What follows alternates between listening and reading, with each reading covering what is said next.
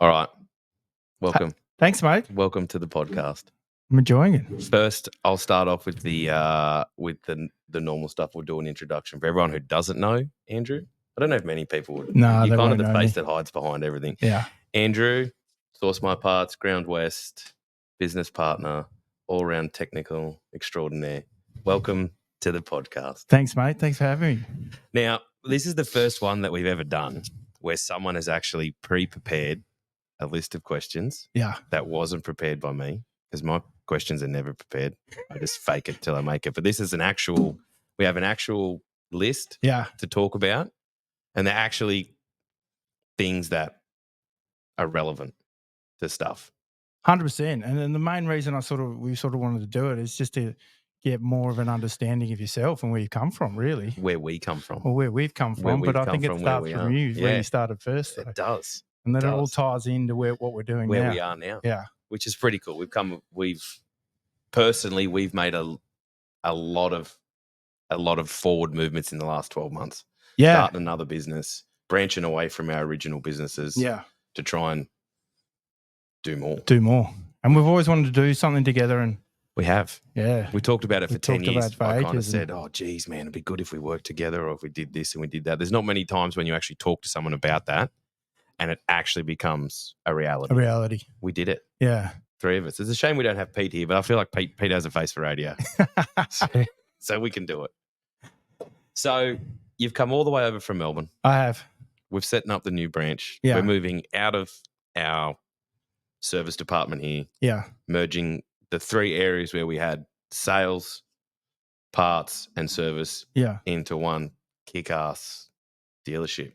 We've always talked about a dealership. Yeah, I know, but it's nice, isn't it? You go into where we are now in Lansdale and you sort of sit back, and when I first got there, I just took a little bit extra time to go in. And I kind of like those moments when you know how much hard work you put into something, and you sort of just sit back a little bit and go, wow, we haven't made it, but we're close. We can see it. We can smell the finish line. Yeah, yeah. Like I feel like you summed it up pretty well today, where you kind of said the setup phase is done. Yeah. And now we've actually got to turn that into real world. We've got to do it, yeah. Which is, I think, for a lot of people out there, that's the hard bit to do. Everyone can come up with the ideas and talk about it at a barbecue or drinking beers with someone. And we've had some good ideas come up from beers. I've solved a lot of problems with beers. Yeah, yeah. But to actually physically put that stuff into a plan and make it come out to the end result is produce money. Yeah. And it's a daunting process. 100%. For someone who doesn't know, we're not smarter than anyone else. No. I think we're just persistent. That you've got to have a plan set and you've got to push forward for it. Even if it's going to be hard, if you've got to have that hard chat to someone, you've got to have the hard bits bring the good bits. Yeah. Which we did that. And I guess the hardest part is making the commitment and putting yourself on the line to go, I'm going to do this. Yeah. And I guess it's the fear of failure that you don't even think about. Yeah, 100%. What do they say? The flight or fight reaction. Yeah. Which is, you got to be mentally tough. Yeah. To do this bit. To deal with people, you've got to be mentally tough. It's one thing to fix something or sell something. Yeah. But to actually do the whole lot and deal with from the first customer interaction where they meet you, talk to you, and then they trust you to either, for me, it's a trust thing when someone brings me their machine. They meet me and they kind of, people probably haven't met me would kind of think, no way I'm dropping my $1 million miner machine there. That guy's a Fruit Loop. But once someone actually comes and meets me and works out, hang on a second, this guy actually cares, gives a shit, or he knows what he's talking about, or he's got a good bunch of guys behind him to do that.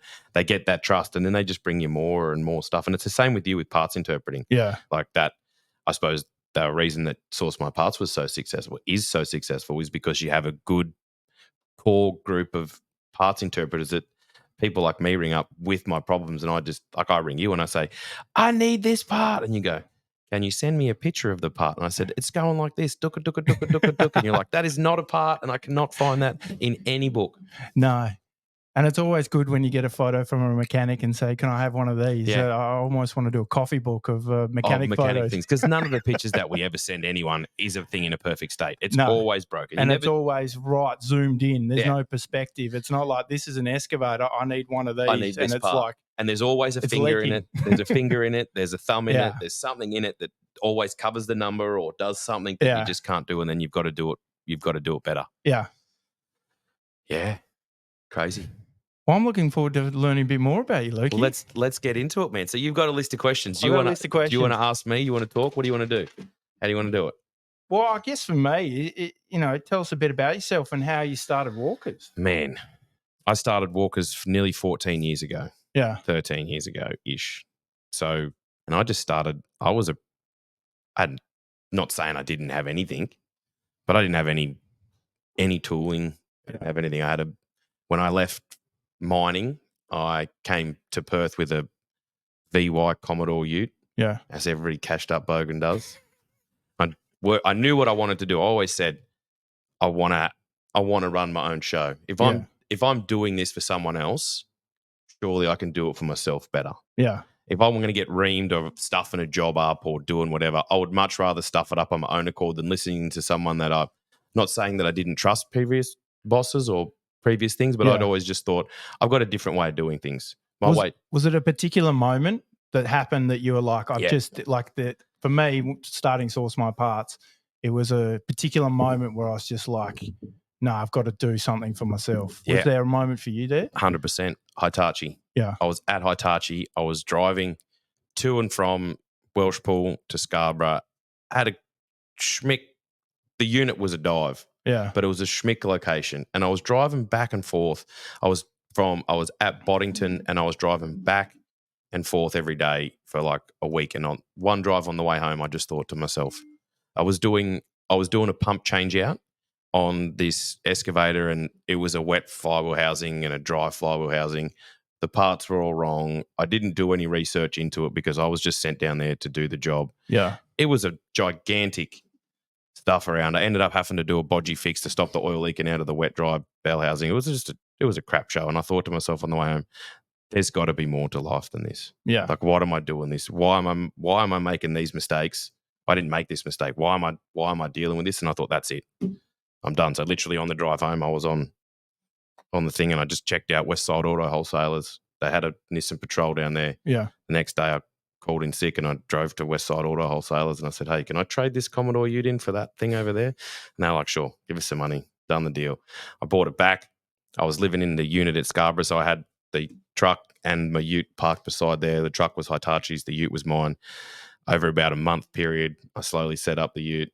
I got a few bits and pieces from places, a bit of fluoro tape and did all that, set the Ute up. And then I kind of had talks with the guys at Hitachi and said, oh, listen, I'm going to start leaving the truck at work and driving my own car to and from. Yeah. I think it took them about a month to work out that there was a Nissan Patrol parked out the front that had no stickers on it that didn't belong to Hitachi, and some guy from a Hitachi truck was getting into it and then driving home. Yeah. I wasn't going home. I was going to do jobs. Yeah. So I'd do 8 hours at Hitachi and I'd go and do. And I started off with, I wouldn't say they were the lower end of the customers. Like they were definitely, they paid the bills. They helped me. They supported me. They did all that stuff. But I was giving them a service that no one else would give. I was doing the jobs that a dealership wouldn't do. Yeah. I was doing your piston. I was doing your cylinder reseals on a Doosan loader. I was doing the lower grade of sort of stuff, which got me going. And then it kind of, I think after about 3 months of kind of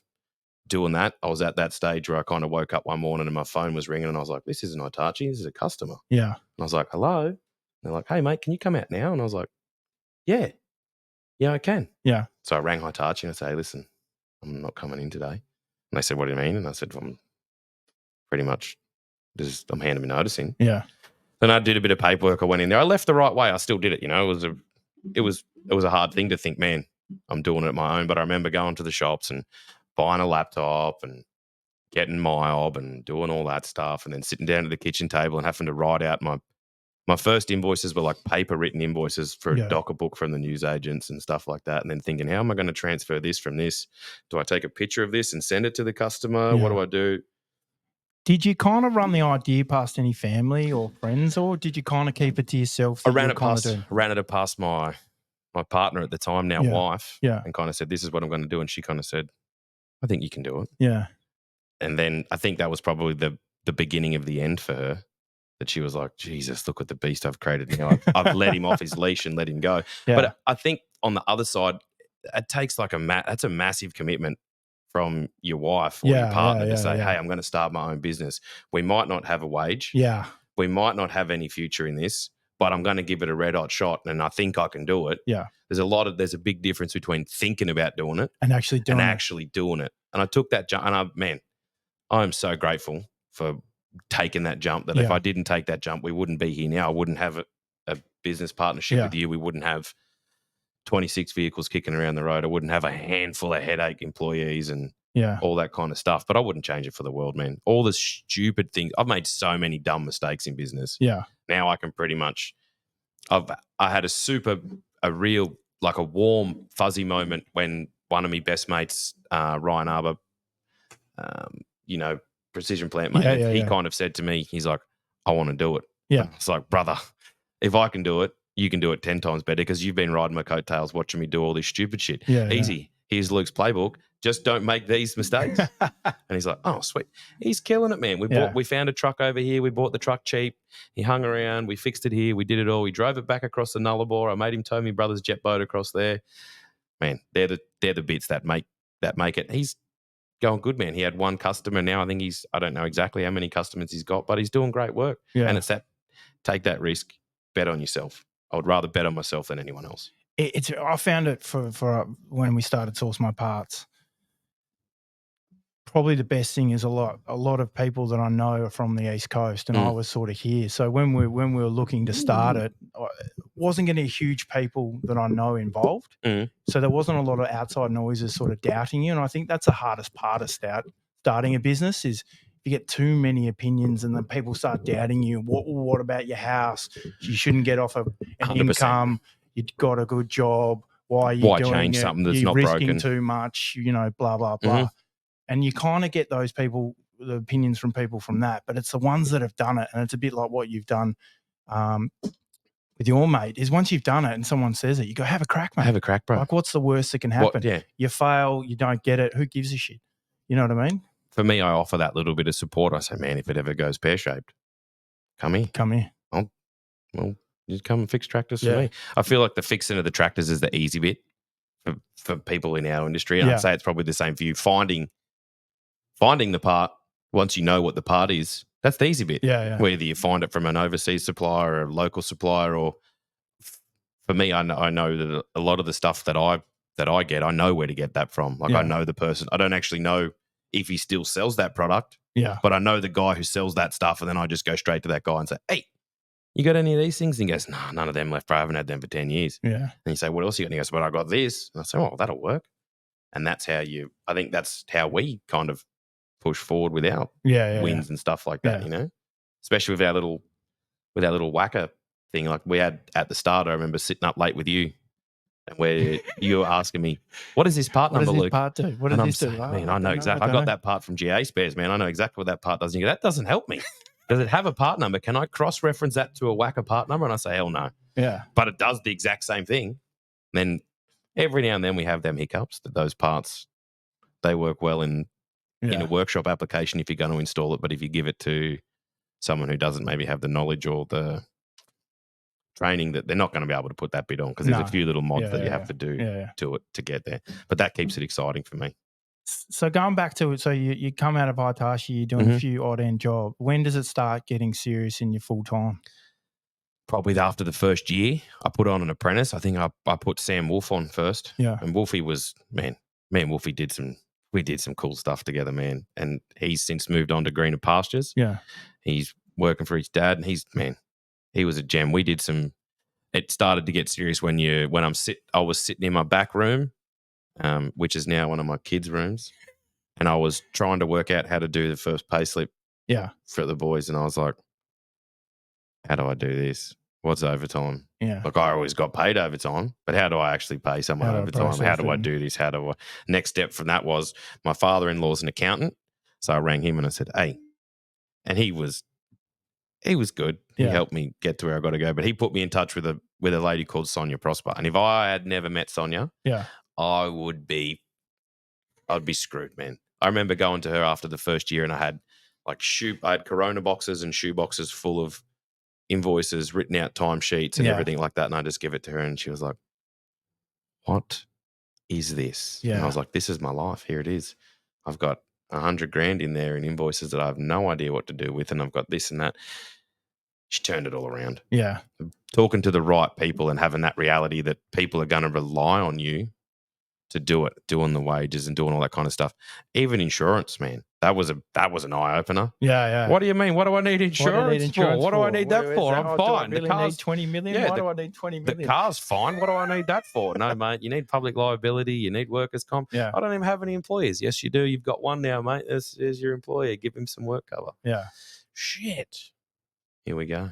And it's the hardest part because you come up with a concept and you run with it, and then you realize that, you're visioning that your business is, there's a lot of success and there's a lot of sort of good parts to it. And then you finally get into it and you're like, why am I categorizing what we've spent and putting it into, and there's some real boring parts of it. There is hate, and it's still boring for me. And it's still boring. It's still boring. It's still super but boring. if you don't do that, and if you don't look at your numbers, we know that my specialty is numbers. It's not numbers at all. Everyone knows it's not numbers. But if you don't actually look at the numbers, like I might not look at them the way that an accountant looks at them, but I know now, after doing it for this long, what are the important numbers to look at, how much is going in, how much is coming out, and what kind of profit did I make off that? What do you got next? Early days. Well, I guess we sort of talked about that. We've talked about a bit of that. The genius. I guess the big thing is probably the funding of it at the start in the early stages. Oh man, probably I had nothing. It's a hard nothing. I didn't even have a bank loan. I didn't have a credit card at the start. That busted me. Yeah, because I was literally taking money from my own bank that I'd worked for to pay for parts, to pay for oil. Man, at the start, I was the crappiest payer. You can say that. I was a crap payer, man, because I had no idea. Yeah, I wouldn't even know what bills were coming in. The email would be there. I had an email accounts at Walker's Plant Maintenance. I had the offers at Walker's Plant Maintenance. Never checked them. No, I just did the one every day where the work came from. Thank God it worked itself out in the end. Cash flow is king to being able to run a good business. If you don't have cash flow, you are screwed. And it's hard when you first start because you're all about, let's get the most amount of sales, let's do it. But cash flow can only get you so many sales. So you kind of got to go, I can't do this work because I haven't got the cash to back it up. I haven't got the money. So you got to go a bit slower, but you want to go fast. But you want to go fast. And that's what I would, part. Man, you used to know what I would be about. And I'd be like, hey, man, can I grab these parts from you? And you'd be like, are you going to pay me for these parts? And I'm like, yeah, of course I am. 100%. 40 days later, hey, you remember those parts? Yeah, you going to pay for them? Yeah, man, I'm fully onto that. I'll be tomorrow. And then tomorrow would come and I'd pay the bill. So what was this kicking point? You had yourself an apprentice. When did you start getting more people and staff? Wormels Civil was a massive push in my direction to get me moving, to have a company that actually wanted to just use my services to do it. There was a couple other contractors there that we all bashed around with, but they gave me the opportunity to have more guys. Yeah. I went from 1 to 3 guys there. I got another guy. Had an auto Sparky that would kick around and carry on. And then from that, I kind of got to the stage where they were based in Maddington and I lived up in Scarborough, and then I moved to Banksia Grove. Yeah. Shout out to Banksia Grove. And then I kind of worked out that I didn't want to be down south of the river. There was no one in north of the river. There's so many diesel fitters in Welshpool that literally you throw a spanner and it goes into old mate's workshop and he's like, oh, that's me 19. That's my 19. Give it back. But up here, there was no one really doing it. Yeah. So I kind of saw the opportunity. So I got a yard back when I was probably only going, I think probably 4 years, and I did a back-ended deal with one of my mates, Chandre, and he said he had a bit of yard to rent at a scaffolding place out at the farm. It was a bloody market garden, man. So there's Jackie Chan over there with his rice hat on, tilling up the fields, and I'm fixing tractors in this shed with 3 sides and no wall on it. And then it all seemed to be going too good there. Yeah. Like I had a workshop, I had 4 guys working. We actually had jobs. They kind of trusted me a little bit to say, hey, if you need to take that to a workshop, take it to your own workshop then. Don't bring it all the way down here. So I did a couple of little jobs in there. I did a roller. I was doing an engine in a dozer for a bloke called Tony Massetti who died of a freaking heart attack. Yeah. He was a good dude, solid dude, but had a bad run with machines, had a bad run with money. I've been lucky to kind of be around a lot of guys that have done not the wrong thing, but the wrong thing. Do you know what I mean? Made the Yeah, wrong yeah, decisions yeah, financially and yeah. gone, oh, that sucked. Shouldn't have done that. So from that workshop was kind of going, okay, it was, it definitely wasn't breaking any records and we weren't, but it was somewhere to park the gear. It was somewhere to do the bigger jobs. And then one day the council drove in and the Right. council kind of knocked on the door and said, hello, do you own this place? And I said, no, I'm a subletter of a subletter. And he's like, right, well, down the back, there's a guy dumping rubbish illegally. Yeah. And I was like, he's not in a walker's ute, is he? And he's like, no, mate, he's in a big truck. Turns out the guy that was down the back, it was like a 5-acre property. So I never really went down the back. I went down and scrounged a bit of steel out of the scrap pile if I had to do a bit of boil making work or something like that. Yeah. He was digging holes and he was just burying the rubbish in it from his skip bins and covering over or burning it. Yeah. We'd burn it when we went home and stuff like that. We always smelt the fires and stuff, but it was a market garden. I just assumed that that's what it was. The council come in and knocked and that's what they said, time to move out. So then for me, it was like another one of those sink or swim moments. What Yeah, do I yeah. do? Do I just stay mobile or do I get a workshop or whatever? I literally jumped onto real estate and I found Unit 4, me end workshop, and it Yeah. was for lease. I went and met the landlord and he was nice enough to say, yeah, you know what? You can turn it from a carpentry shop into a mechanic shop. And that's when it started to kick off. Yeah. That I actually had somewhere that was in town. People could find me and I could just say, just drop it to the workshop. Yeah. Just drop it to the workshop. And then I just slowly scaled it from there. Like I got another ute. I really enjoy buying the utes, making the utes, building the trucks. You don't like buying things, Luke. Man, I'm a shocker for that. But I try to make sure 90, I would say 90% of the time that I can make money out of that asset. I do have some things that I like to buy, Yeah. but most of the things I buy are for the business or to work in the business. Like you look at the new truck. Thanks, Tracks and Stacks, solid truck. Yeah. Thank you, brother. Everything you buy is for business. I like that. Well, that's exactly. You said that with a straight face. I did. If you're watching Mr. Taxman, it's all for business. So that's when it kind of got real, man. It moved from there, and then the guys started to come. I worked out that, hey, if I'm running all these vehicles, I need somewhere to work on those vehicles. So then I started an LV shop, and I started that with Sam and Wolfie at the start. Yeah. And Wolf kind of worked out that light vehicles wasn't really his jam, and I kind of worked out that light vehicles wasn't essentially my main stream of income. Yeah. But it's quite a good income if you do it right.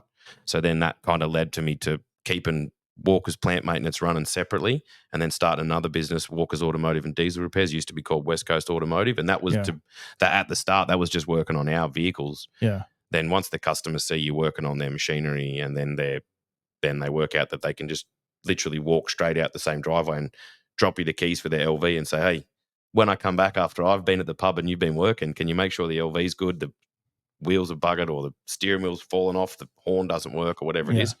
And then it just kind of worked from there. And that's where we get to today. I went down I was lucky to be able to have this place where it's 4 units side by side. Slowly, so you can slowly grow it. If I had to go and and rent a big place to do all this, I would have been screwed. And having to moving, whether it's your house, we've just done it. It's a ball ache, man. Yeah. It is a ball ache. And if we didn't have someone like yourself who was organized and planned, who does lists and spreadsheets and has programs for programs, you're literally putting stuff on a truck and hoping for it the best to get to the other side. What do you reckon let's go back to when you first moved in there. What was the hardest moment? Paying the bills. Yeah. For sure.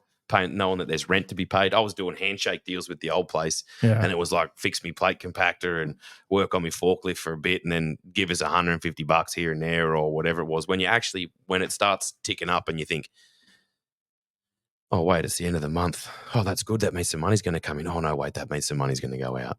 That was the hardest bit, actually knowing, shit, where is it? And I think the biggest mistake that I couldn't say it's the biggest mistake because I made plenty of other bigger mistakes, but working in the business, not on the business, boys used to have to pry me out of the work ute and be like, oh, can you just come to the workshop and like you know me. Yeah. I get sidetracked. So you still at that point still doing field service work? Yeah, I'm still doing field service work and I've got a couple of the boys kicking around the workshop and the stuff would get dropped off and I would try and be here early in the morning, have a quick chat, go and do a day's work and then come back in the afternoon, work on and stuff like that. I got to the stage where I didn't have enough guys and we needed I needed the work and I needed to keep going, that I started doing night shift. Yeah. So it was just me and an apprentice, young JP.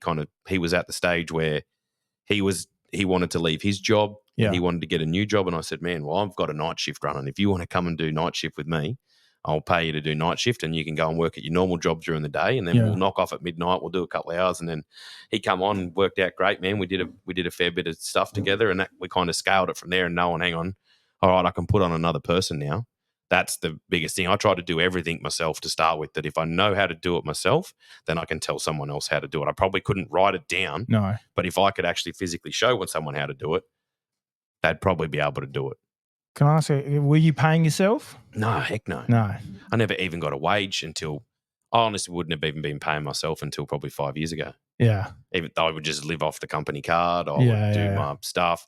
I paid myself the minimum amount of super that I had to once everyone caught on to me. Yeah. Now that everything's kind of legit, single touch payroll and all that stuff, you have to get in the real world, man.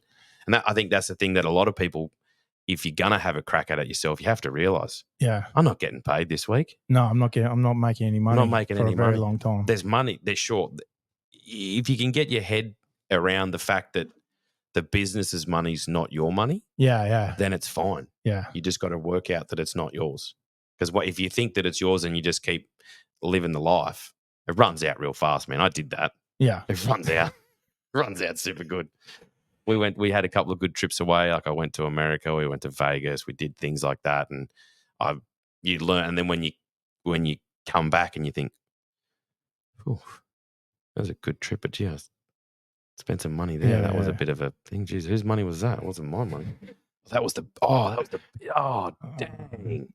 Better work hard this week. Yeah. And then it's an ongoing thing. I feel like, and for people, if they get to that stage, sometimes and not coming back from that. If you rack up debt and you can't actually focus on paying that debt off, you do a lot of helicopters where you just hover around that debt. You don't actually get rid of that debt until you focus on it and go, oi, this is what's going to stop me. But I think I probably got to a stage where there was about 8 of us. Yeah. And I had a super duper smart guy, and it's still a great friend. Greg Gardner was my main field service guy. And I kind of said, Greg, you're smarter than me, dude.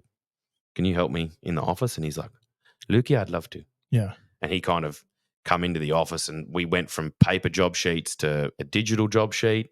We went from kind of not having anything online to having a Dropbox to having, boys were doing timesheets online. We were ordering parts via email. We were doing stuff. I was just ringing up, man. I would just ring up. I just had a book and I'd just ring up and say, hey, can I order this part? And they'd write it in my book. I wouldn't even know where that part come from. I just got it in there and wrote a little note next to it, $20.50 or whatever it was, and put it in there to actually start tracking it and trying to systemize that.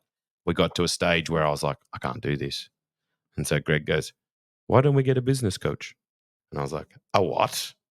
And then literally things seem to happen that it's like I always just say it's the tractor gods. I always say, the tractor gods are shined on me. Literally, a business coach walked in the driveway, man. Yeah. This guy called Stephen K walked in. He had crazy hair, kind of looked like Kramer, put down his little CV on the desk and said, I'm a business coach. Do you need a hand? And I was like, you call this guy, Greg?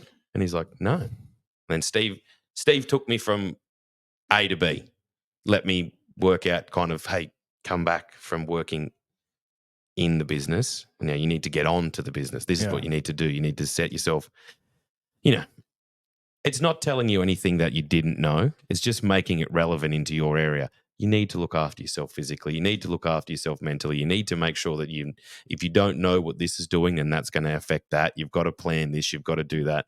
You've got to stop being out in the truck driving around and you've got to come into the workshop. You have to have a hard conversation with Greg. Yeah. And you have to say, Greg, I think I'm ready. And Greg says, about time. I'm going back out in the ute, run your own business. I said, thank you, Greg. Well, credit control.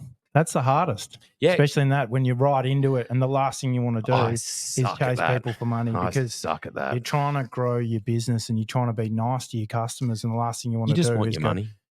Oh, no, it'll be all right. We'll let them go to 60 days because they're spending with us. And you kind of get in that false sense of security going, though. And then when you really start to learn going, no, these guys have got to pay me because I can't do things. And it took us a while to source my parts 100%. to really get that right because you always worry that if you chase someone up and you're Are you trying gonna to get money, rub they them the won't wrong? They spend, won't they spend bend it Yep. and do that.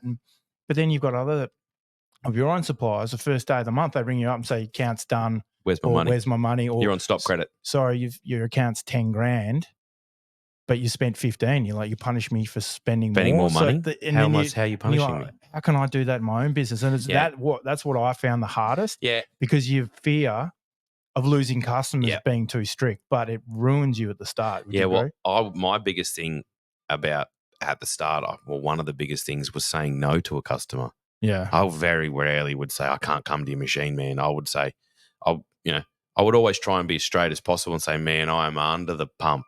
But you can only say I'm under the pump so long to someone before you can't get there, So I just tried to make it that I would just get there, whether it was 7 o'clock at night, 5:30 in the morning, 4 o'clock in the morning, whatever it was. I'd just try and get there to show them that I'm there. But then, like you said, it's one of those things, asking people for money or telling them, no, look, man, I'm absolutely under the pump today. Even if I wanted to come there, I've still got 4 hours putting this job together. It's 5 o'clock in the afternoon. I'm not going to be out of here till 9. I know you want your machine for 8 o'clock. But do you really need it for 8 o'clock? Can you just talk to Can you talk to your client and say, hey, listen, I've got Walker coming, but he's flat out. You know how busy he is. Can he be there in the morning? Yeah. And I would just always trying to communicate correctly. But that at the start, I was lucky because I was only working for one real big customer. I was doing lots of little side jobs, but my main customer was my main priority, which was Wormels. I just prioritized them, man. Saturdays, Sundays, they'd ring me. Oh, the yard's been broken into at Banksia Grove. Can you go and do it? Heck yeah, man. I'm getting out of bed in my undies and I'm putting charmies on and I'll go down there and I'll see what's going on. Like I went and found a couple of times machines had been stolen. And I just drove into the bush, followed the tracks, found the machine, bought it back, did all the stuff. That was the cool stuff. It was sick. But you'd get to do, and I suppose, you get to gauge the client on what the amount of effort that you put in versus the amount you charge them. Yeah. At the start, I found that really hard. Yeah. Because I always thought, man, surely someone else could do it. I can't charge that for that.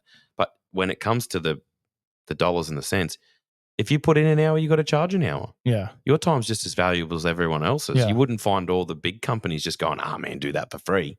They'd be saying, man, there's a minimum charge of 2 hours. Sorry, bud. Yeah. That's how it is. And that's when you build relationships with customers, that's how you get to have that successfulness where you've got to have that hard convo and say, oi. In that early period, what was the toughest, do you reckon? Tax. Tax. Straight up, paying tax. Yeah. And BASs and suddenly you got to do the BAS. Just doing the BAS, yeah. Like at the start, I think my father-in-law told me to do the BASs yearly. Yeah. That's crazy. I couldn't do that now. No. If you do you'd fall over. You'd be screwed, bro. You'd be down and out, Compliance is the biggest, the thing with the tax man, as soon as he's due, he's due. I always feared the tax man at the start. Yeah. And then I got to the stage where I had to talk to the tax man. And then when you work out, the tax, I feel like the tax man can either make or break your business straight away. Yeah. A lot of people fear the tax man, like, oh, he's going to come and shut me down. He's the big bad wolf or this and that. Essentially, they're just a business. Yeah. They just want their money. They just want their money. They're in the game of taking a risk because they're already in the riskiest game that it is, man. If someone can shonk the tax man, you're 100%. No one has any. Everyone will try and shonk the tax man. That no one, that we probably shouldn't.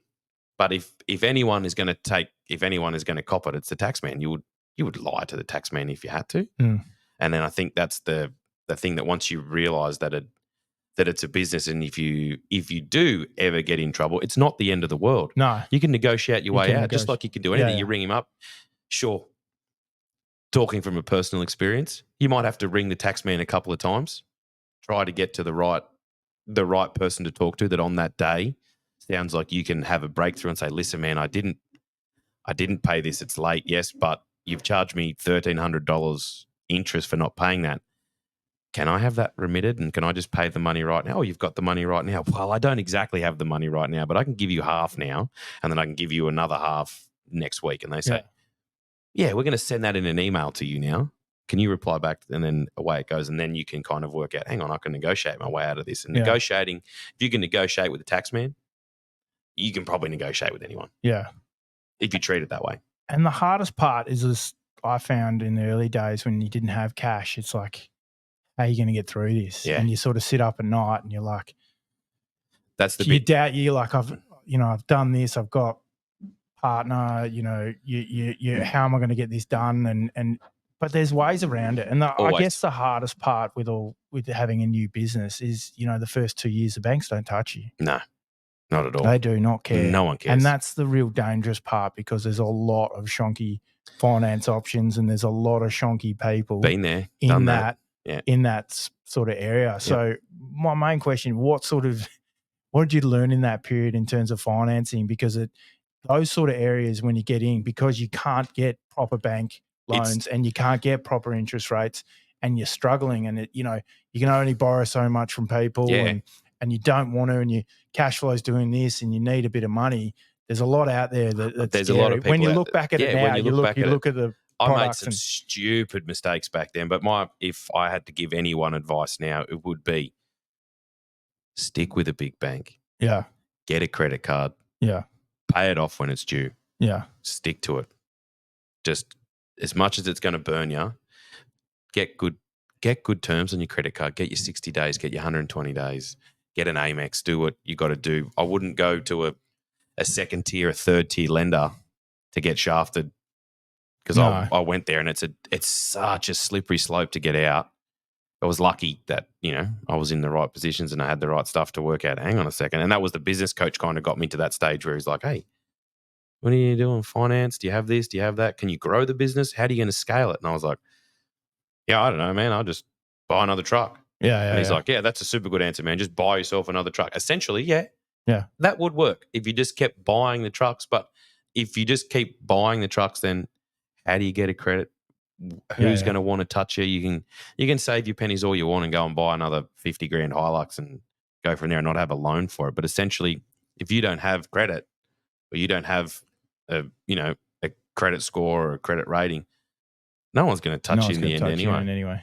At the start, I just got an overdraft on my house. Yeah. And I ran off that for the first 5-6 years. Yeah. I just used my house as my collateral kind of thing and bank out of that, and then top it back up each week and pick what you needed and go from there. And that's a big thing where you're like, I'm taking money from my mortgage to do something.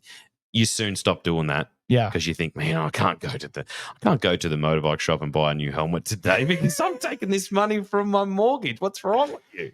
And you got to kind of separate your house from what your business as well, and that's the hardest part. When you get to that level, and then your bank talks to you, the first thing they want is your house. Yeah. Oh, sure. Can you just sign it? Even now, signing a director's guarantee or whatever it is, all they do is want a little piece of your house. If something goes bad, just give us the mailbox. We'll take that.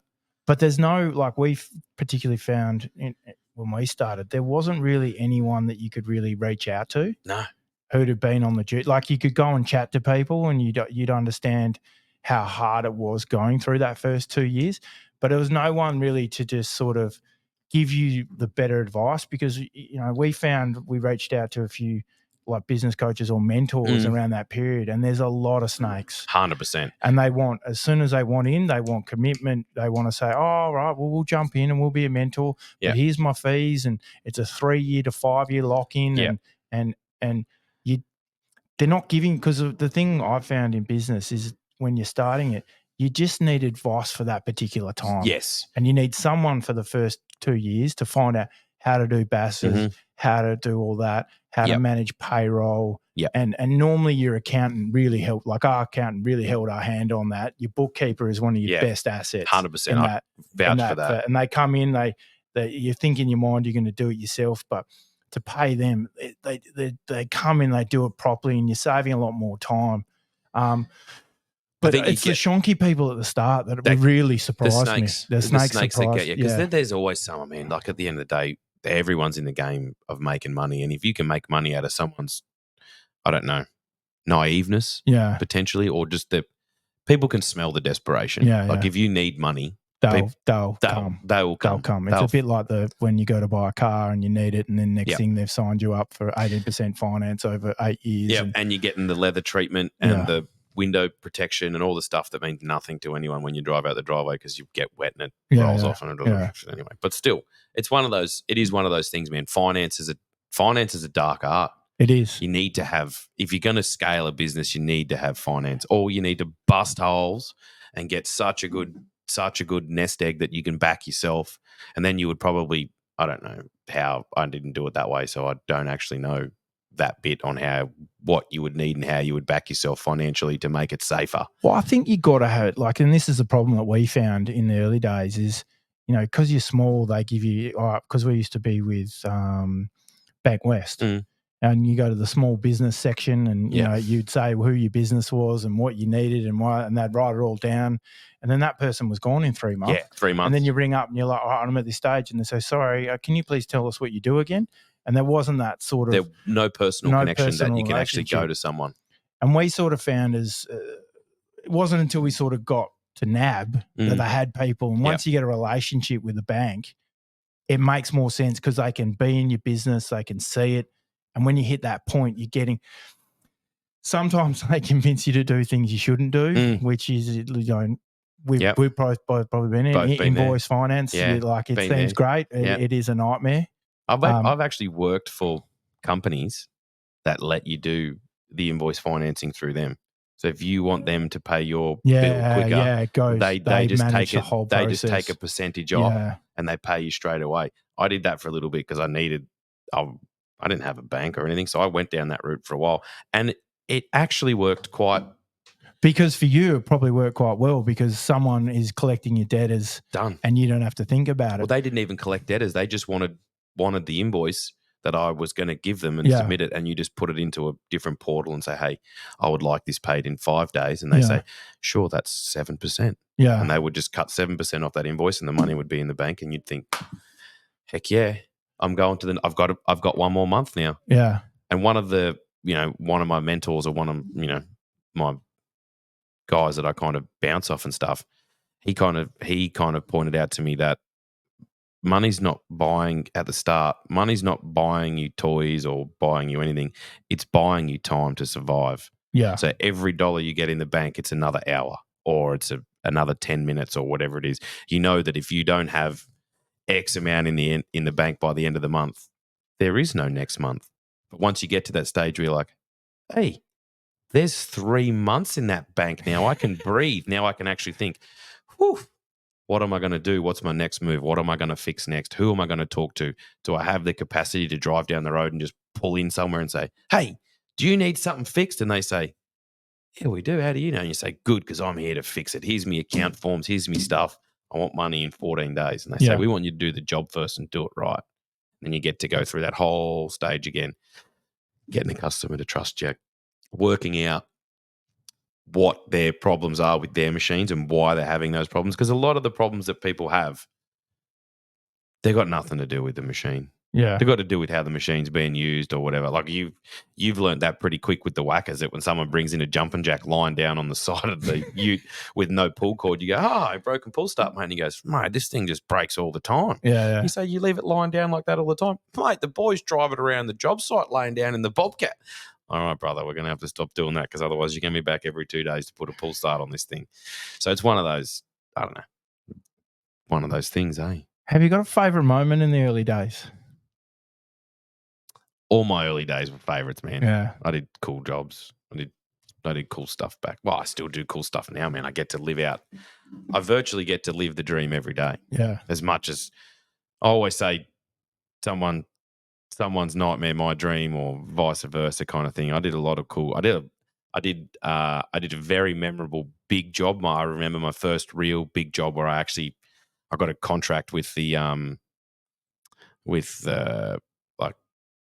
local kind of government for to refurb a wood waste plant. It was like a big set of conveyors. It had like a wood mill in it. And what's the time frame in your business with this? I reckon I was probably 5 or 6 years in. Yeah. Okay. And I'd only just learnt about, I went through a stage where I was sniffing for more work. So I was like tenders online. I was sniffing around. I was looking for contracts to try and find some some actual feasible work that wasn't like, it's good going and doing. You always, if you do the right job servicing someone's machine, you'll always get to service it again if you treat them right and they get a good experience. But to actually go out and find a job that you've never worked on someone's stuff for, and there's a couple of companies kicking their hat in the ring to work on something, I was sniffing for that. So I got a contract to refurb a wood waste facility, and it was like conveyors, drive motors, stuff that I hadn't really done on my own. Like I'd done it when I'd worked for someone else. When I worked for Cleary's, I helped hang out at the batching plant, so I knew a little bit about conveyors and drive motors and hammer mills and pug mills and all that kind of crap. And virtually this was the same, but it smashed up wood and pumped it out into a finer product. But it was all up in the air, Yeah. and they'd had a fire. And the fire had happened because the hammer mill was kicking around and all the sawdust wasn't getting sucked out of the system properly. So a couple of sparks and it just went oof. You see when you throw sawdust into the fire and it goes, bah, Yeah. just like that, burnt the thing down. So I was lucky that it was all kind of gone, and they kind of come in and said, hey, who wants to build this? Who wants to tender for it? I just kicked me hat in the ring with a rough thing. I said, man, I'm going to need 5 guys, a Now, boilermaker. did you do the numbers correctly? Well, I'm still here. I definitely didn't do the numbers correctly, but I was lucky enough that when I tendered for that job, there was a few variances, and you got to put in an hourly rate and stuff like that. So outside of the main job, it all kind of worked away. But actually, I remember driving away from that job after the first day and thinking, shit, you've done it now. Like, this is an actual commitment. Are you going to actually be able to do this? Like, you don't have anyone to help you with this. So I went and talked to the. But is that how you are, like, knowing you for the time? That's, I think, where you sort of thrive. 100%. Because you're like, I'm going to take this on, and it's a mission. It's not, So I did research. I did all the kind of crap. I talked to people. I went and talked to the last guys that built it. I had a guy that I was using at the time, Bailey's Boilermaking, and I was like, oi, Baileys, you ever worked on a thing? And he's like, heck no, man, but I help you. I sent a couple of boys in. We did some welding, we did some banging, we did some clanging. And in the end, when it got closer, I was probably a month into the job, and the council come down and saw, and they said, hey, we've actually got the guy who is in charge of this hammer mill coming over from Germany. Yeah. He's going to come and help you install it and going to tell you how to kind of look after it. And I was like, oh, sweet. This guy turned up, not a word of English, straight German. So I was lucky that I kind of had the Sparky that I had working for me, Harry. I don't think he actually knew any German, but he kind of knew enough to be able to communicate with this guy. So I just put Harry and the German together, and Harry just drove him around for about 3 weeks. We picked his brain. He showed us out. In the end, he was talking language with us that we could understand, and we got the job done. We ran it up, fired it up, everything that we over-engineered with the vacuum system to get the fumes out and stuff, all worked a treat. Signed off. I think it took me it was nearly like a 5-month job. Yeah. So to actually physically and financially be able to float that job, that was the hectic bit. I was thinking, man, for 5 months. So I left the boys kind of there to do it, and I would pop in and out every afternoon, and I would be there in the mornings, and I would come in and out. But at the end of the job, when it actually got done and we got paid for it, I was like, we've done it. Yeah. And that's the hunt now. Yeah. That's what you chase. You chase the money, or I don't actually know if it is the money or if it's that bit inside where you think, I did that. I did it. I did it. Yeah. I didn't think I could do it. I had a couple of days where I cried in the car and I, did whatever you did. But the satisfaction that you did to do that, you chase that and you think, I'm going to get that. Because it's an awesome feeling, because so like, if I look at it, what's the best thing about owning a business is probably that feeling of pushing yourself past the point that you'd ever thought. Yeah. Because you have to do it. If There's you don't, no you're not gonna I'm not succeed. doing this. I'm not going to do this. You need to go, I'm feeling uncomfortable. And I remember that first day when we started, and I wasn't a parts interpreter and didn't have a mechanical background, and now I've got mechanics ringing me up. Yeah. And I was absolutely shitting myself. And you sit there and you go through it and you learn and you watch yourself grow. And you grow to a level that you're surprised you get there. But it's that feeling that you were talking about. Yeah, that's where you're feeling sort of like you can't do it, and then you do it, and like, that wasn't that hard. I get it.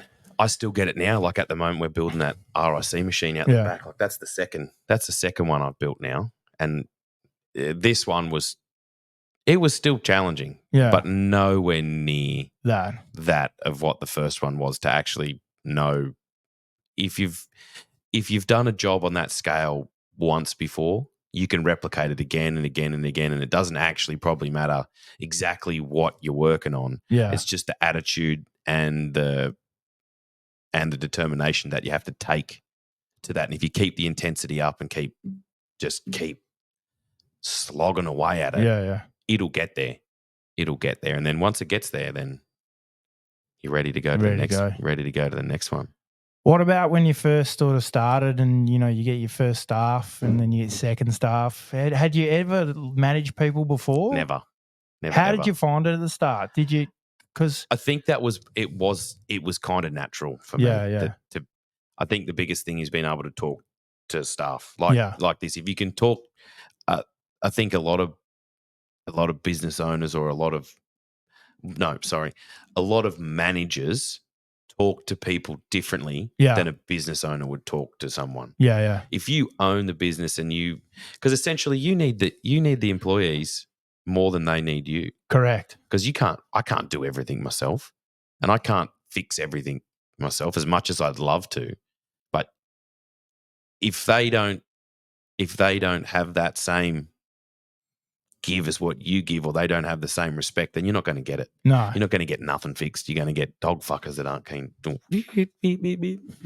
not going to get the results. Yeah. So you've got to have that respect, that they've got to know that when the tough times come, that you're going to be out there doing the same thing. Yeah. And that's how I found with the managing the people, that if they understood that I'm wearing a fluoro shirt too. Yeah. I'm getting dirty, man. I'm doing it. Let's go. Let's do it together. That's what I found for the first, till I got, like, when we got to about 10 blokes, it got to that stage where people would say, who's the boss man? Who's the guy? And I was like, oh yeah, that's me. I went for a stage where my wife's uncle kicked around here, Uncle Mickey. Yeah. Now, Uncle Mickey was my delivery driver, me rouseabout. He was a boilie for a while. He was a bit of everything. He was just not even my family, but just treated me like family. And he was like, I'll come work for you, young fella. What do you bloody need? Oh, Mick, I need a delivery driver today. Oh, well, looks like I'm a fucking delivery driver. Hey, Mick, I need a boiler maker. Yeah, sure, mate, I'll do some boiler making. And he used to cruise up and down, older dude, beard, like Mick's retired now and everything. And people would come in and say, is that old guy the owner? And I'd say, yeah, that's the owner, man. Go and talk to him, bro. He's the one. And people would already, because I started when I was pretty young, and people would come and it's the hardest part, because how old were you when you started it? 26. Yeah, I was 31. Yeah. And I think we were sort of 4, maybe 5 years into the business, and one of our suppliers asked if we wanted to go to the footy. And so I brought my old man along, and we went to this sort of the bar on the boundary. Yep. And we meet the supplier, and I walk up to him, and the guy just absolutely, the sales guy had never met me. He's walking up, and he brushed me, went straight to my old man, shook his hand, and said, thank you very much for the business. And Dad's sitting there going, what is he talking about? What's he talking about? He goes, find my bloody part. No, that's him, mate. That's him. And the guy's face when he turned around was like, oh. Oh. But that's the hardest. That's the hardest because they expect, and particularly when you go and see bigger customers as 100%. Well, they see these young guys come in, and that perception that, it's a small outfit, they don't know what they're doing. Yep. You know what I mean? And it happens, man. It happens. And happens everywhere. Yeah. Like, I know people still potentially would judge from that. Like, I'm only nearly 40. Yeah. But already, like, we're not doing I'm not the best there is, but I pride myself on my work, man. Like, I know that a lot of all the boys that work for me now, that 99% of those guys pride themselves on their work as well. And it shows through. Otherwise, we wouldn't have the work coming back. And it's the same as you guys, that if you don't like what you do, then it's gonna ooze out of all the pores of the business. Because you can go to a business sometimes, like you can walk in and you go, I am definitely not going there. That place is toxic, man. That's cancer there. And it's always in the warehouse. There's a guy in the warehouse that's just cranky, and you might as well just get in your car and back out now. Because even if you get your parts, they're never right. It's like that guy. Goddamn packed lunches. I give that. You get those guys, you know? Yeah. going back to your staff though, like Yeah, what you've do you set got? up this business in Perth, WA, with particularly diesel mechanics, getting a lot of money going up north, and you've been part of your success is being able to attract guys, but also keep good guys in a market where it's very competitive. How have you done that?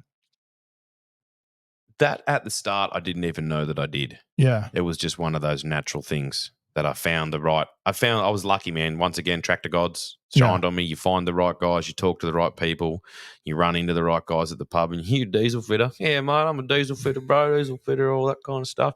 And you just talk to the right people and you say, hey, you want to have a crack in Perth? I'm not paying that much money. I got plenty of overtime. I got good trucks. I got the gear. I got the clients. You can help. You can do it. And I think if you present yourself that way and the opportunities, anyone who comes to work for me, they have an untapped opportunity to push on. I yeah, always want to see, like, I look at Jordan in the light vehicle shop. Jordan's now the manager of the light vehicle shop, and we're talking about doing other deals in the future and different things like that. That you can, for someone who is dedicated and interested and all keen to keep going, that if you treat them right and give them the right opportunities, they're going to stay. yeah. Not everything's about money all the time, but the money's a You're going to massive have thing. some that are, but the 100%. core sort of group The core, stays there. the core kind of group, and you look after that group and you be straight with them. I found the biggest thing was communicating for us to take the next step to actually start being more profitable, was to talk about the money. Yeah, That you say to the boys, lads, this month we spent $125,000 and we made $126,000. yeah, And they go, what? And you say, mate, we made $1,000 profit after we paid wages, after we did all that. This is where we're at. As long as it's in the green, technically it's not that bad. And if you no, can work on it and you say, oh, boys, next month I want to do $125,000 in cost, and I want to get it, want to have our profit. Well, we want to pull in 140. Let's try and make 30K this month. yeah, Scaling it like that and actually talking to the boys and letting them be a part of it, because that's where you make or break being a diesel fitter, is pumping hours into things that you can't charge. yeah, It's different if you're doing like an engine rebuild or something like that, and it's a massive big job and there's a lump sum at the end of it. But if you do an hourly rate on things like that, you have to be pretty onto it, because otherwise you just pump days and days into it. The customer has no idea. yeah, Like they don't actually come and micromanage the job with you. yeah, They just say, hey, that tractor's broken. Can you fix it? And you say, sure, man, I think it's about $5,000. And yeah, then the job turns out about $25,000. Then you go to old mate, you say, hey, listen, that $5,000 job that I did is now $25,000. They say, I'm not paying you 25 How was grand. the conversation when you first did a big job that blew out? Hard. Yeah, I had to eat it. yeah, I had to eat a couple of them until you work out, shit, I need to communicate better.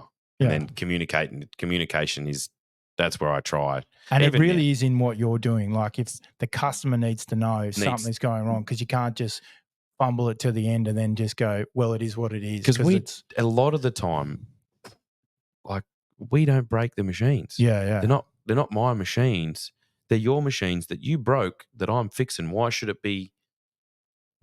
I'm technically doing you a favor by fixing your machine. yeah, I'm not fixing my machine. I do now fix my machines, yeah, but I was doing the job for them. So if I could have communicated with those guys better at the start and say, listen, brother, I see what those guys are doing there. It's got 1,500 transmission abuse warnings on the diagnostic tool.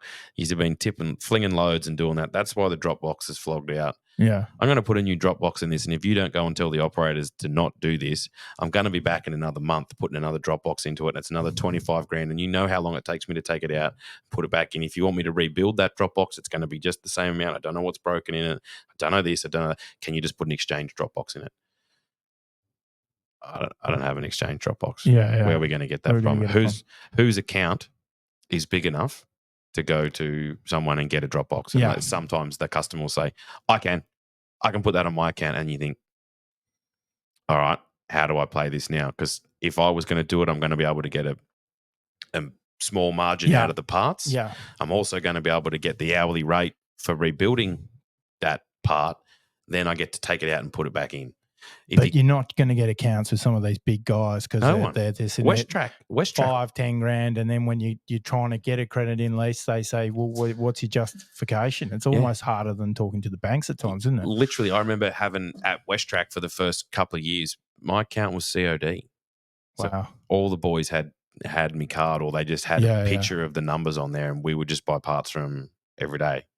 Well, you go in, you give them the credit. And it took like an extra half an hour, 45 minutes to do the job because you had to ring up first, pay over the phone with your credit card, wait for them to get it, do it. You never got prioritized because you don't have an account, so you can't.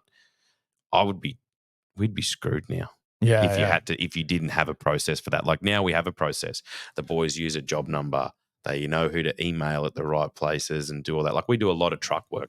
So we don't have our own parts guy. Essentially, we have Scotty, but at a lot of the places that we buy a lot of stuff for, we have the same guy that we go back to. Yeah. And if you can kind of tell the boys when you get to those places, you say, hey, if you go into Japanese truck and bus, just talk to Mark Ashworth. Yeah. He's a gem. You tell him who you're from Walkers, and he'll help you out. Like we went from where with JTB being one of their smallest customers ever. Yeah.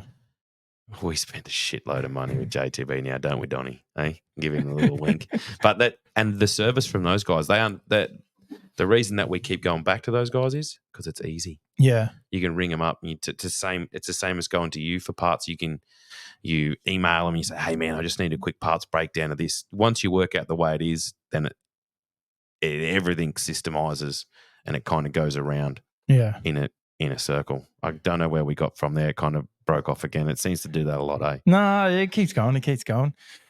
I guess for me, all right, we were back down to when you first. So when was like the point that you probably grew the fastest? Probably the last 3 years. Yeah. Like that's when it's really started to kick off. When we started, we always did a little bit of labor hire work, but the labor hire work was always like spragmatic. It was like, can I have a guy for a week? Can I have a guy for a month? Can I have a guy for this? Once we started to actually get jobs where someone would say, hey man, we've got a 3-year job here. Can we have 3 fitters? Yes, sir. Then that creates a whole nother problem because you've got your core group of guys, and you have to say to one of those guys, hey, I want you to come out of your nice, comfortable job where you are now, cruising around in your field service truck or doing whatever, and I want you to go and stay at that site now for a while. You're going to be able to run your own race, but essentially you're not going to be working for me. You're going to be working for the client. Yeah. And you're going to be reporting to them, but I'm still here. Yeah. So that for us, once I scaled that, that's when the business started to grow. And it was more of like it wasn't like a did you feel the most overwhelmed during that period? Yeah, because I kind of felt like I feel like I do now when I send my kids to school. Yeah. You get that thing in you feeling, the kid's going to be all right today? Yeah. Is that going to happen? Is that supervisor does he like him? Yeah. Because on a lot of sites, if the supervisor doesn't like the mechanic, they just ring up and say, he's gone, get me a new one. I don't have a frigging new one. Like I went back in the day, I had a client tell me that he didn't like the way that one of my guys looked. So he expected more of a mature, older guy to come and work on his tractor, and a young dude turned up with big stretchies in his ears, and he's like, I don't want him. Get him out of here. Yeah. So I had to tell that guy, sorry, dude. Yeah. If you don't like him, then you're definitely not going to like me. Yeah. So go and find someone else to work on your shit. And I guess with business, the thing you get most addicted to is growth. Yeah, definitely. You just want to be the bigger, better, faster. And I remember speaking to someone who owned quite a large business, and he said to me, he goes, just remember, you can grow really fast, but once you get there, it's very hard to come back. Yeah. And the thing I find is, you want to be the biggest, you want to be the best, but you kind of got to sit back and consolidate at some point to kind of take a deep breath and really look at what you're doing. That's probably not your forte. Nah, that's what I was just thinking to myself. Then I was thinking, yeah, dang, don't know if I've done that well. Like I don't want to be the biggest and the best. No, that's a lie. I do. Yeah, I definitely want to be the biggest and the best. Like you always dream about it. Like you look at Mater and stuff like that, man. Yeah. They were the same. Yeah. Now they're a globally listed company on the ASX, and he started as a diesel fitter, man. Yeah. Look at that. The possibilities are endless. I think we're really lucky to be in the industry that we're in and have the opportunities that we have by just be a good dude. Yeah. Then it all works, you know? And like I've done sort of different industries, but it always sort of comes back to construction equipment. Yeah, well, because so I'm going to spin it a little bit on you now. Good. So you've done it.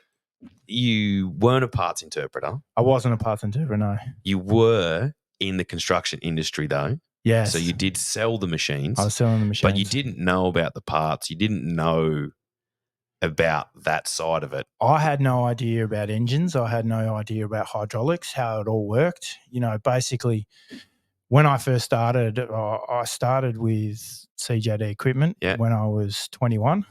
I was a sales cadet in Melbourne, and literally within sort of a year, they gave me a sales rep role, which was what they called a regional sales manager. So you got to drive around and talk to people out in the middle of nowhere about buying. Really green, and they literally said, Western Victoria is yours.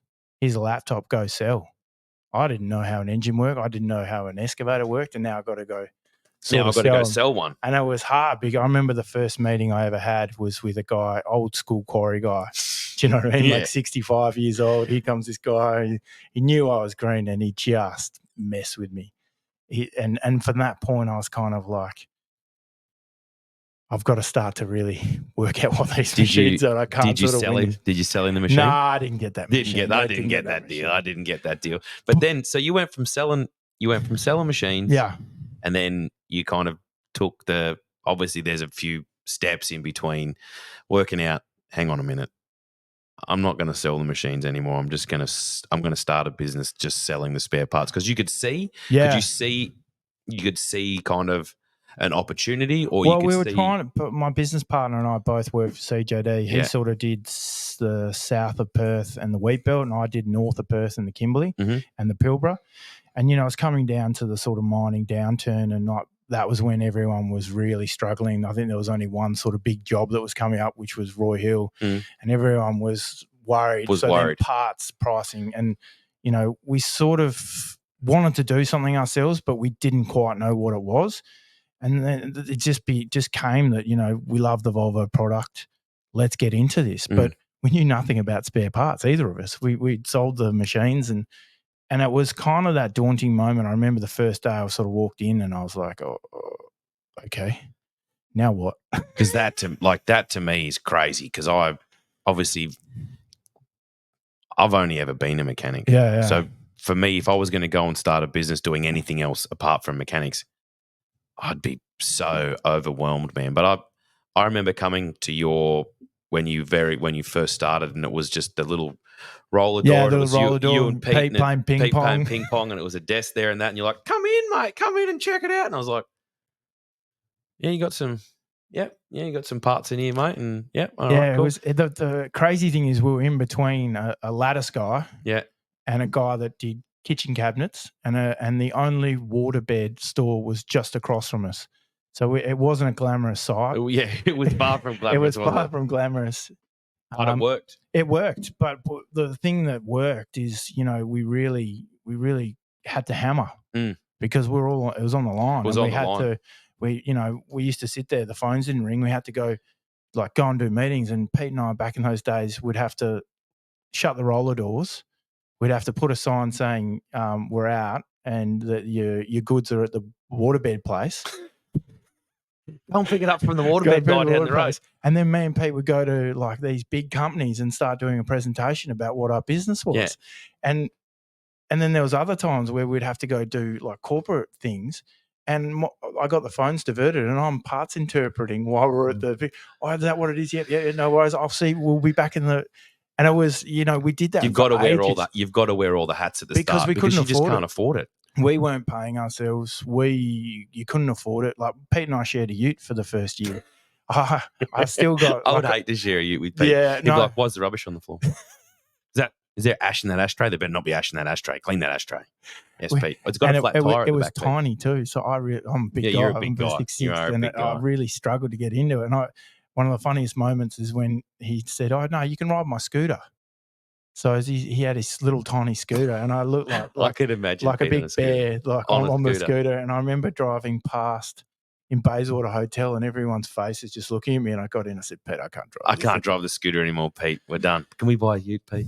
But it kind of started getting really, really good traction. And, it's because we had the enthusiasm. And as you know, in the parts side, it was a lack of customer service. Definitely was a lack of customer service. Like it's that. And it's still one of the biggest things that we will, like, we might be sometimes price orientated. Yeah. But essentially, if it's easy and it's the right parts, you don't mind paying that little bit extra for something like that. Filters and stuff like that, sometimes you can penny pinch on it and go for the $2 cheaper option or something like that. But even then, I would much rather prefer a reputable brand filter. We've been down this road. We've had the thing, cut them open and look at them and stuff like that. But I think the customer satisfaction behind having a business like that. Because we drilled it with sales, like we were sales orientated, and we wanted to get back to people fast, and we wanted to make sure. Because you just put the same enthusiasm as you put in selling machines onto selling them with the parts. And people see that. Like you can feel that. Like what we said, when you walk into a business, you know that if you walk into a business and it's no good, then it's not good. But if it's good, then it's good. Yeah. And then it works. We had some funny moments though. I remember it was a 180 square meter warehouse, and it would get hot. Oh. And I remember the day we had like 3 fans around our server, and the server would we and the hardest thing is, where we got to a point where we had to get staff, and it's hard to attract staff. Hard to have staff. Like when you look like you're not backwards, but you're not in a flashy. But you're not. Yeah, you're not there. You're nowhere near where you should be. The first employee we get, they got a desk, and it's right next to the toilet. And when they turn the fan on, the fan sucks in. Like you look back at it and you're like, I don't know how I worked there, and I don't know how we got staff. Yeah, I don't know how we did. I think the same things, man. Like out the back, we had no facilities out the back when we first started. It was it was literally a gravel yard, which is kind of good and kind of bad. But now you look at it and you think, where'd all this stuff come from? We'd be screwed without all that stuff to do the job, So then, we kind of, it was hemorrhaging. We had too many parts in that warehouse, and then we rented a warehouse down the road. And I'd be sitting on the forklift to go get cutting edges, and that time my staffy used to come with me, and she used to sit up on the forklift, and she loved it. So it'd be me and her going down to the other warehouse, getting some cutting edges, coming back, and then you come back and go, "Oh no, we need 4 more cutting edges." Going back down the road, and we were just going back and forth, and it was killing it. So at that point, cash was tight, but we need to go bigger, and I sort of found this site that no one had been in for and that's the current place we're in now. 35 Pickett Street. 35 Pickett Street, and no one had rented it for 18 months. And Pete only gave me a budget. Pete loves He budgets. said, if you can get that, and I went for it. And I remember the moment that we went in there, the owner's like, "You're never going to feel this. This is way too big for you." And then we got in there, and and you see it now. It's full. It's full. I've got my warehouse managers saying, "Look how much space I'm finding you," and things like that. But it's funny when you're doing it's the little things. I remember the thing I was most excited about when we got a big printer. AMCAP gave it to us, and it was a big multi-function printer, and I was like, "Yeah, we've made it. We've made it. Here we are." Until it broke, and I saw the bill. We still have massive dramas with our IT here. IT is one of my many specialties, but man, the technology that will now what we live in. Imagine if you didn't put technology into your business to try and run it successfully. Imagine how backwards we'd be in coming forwards. Yeah, but as you know, like the hardest thing about technology is particularly for like smaller businesses when you start, nothing fits what you got to do. So you got to customize it. Customize it, and you got to wing it, and Yep. And then when you sort of hit a size and you start wanting to do it, IT guys don't want to help. They don't want to help you. Well, can we make this simple button? No, it doesn't have a button.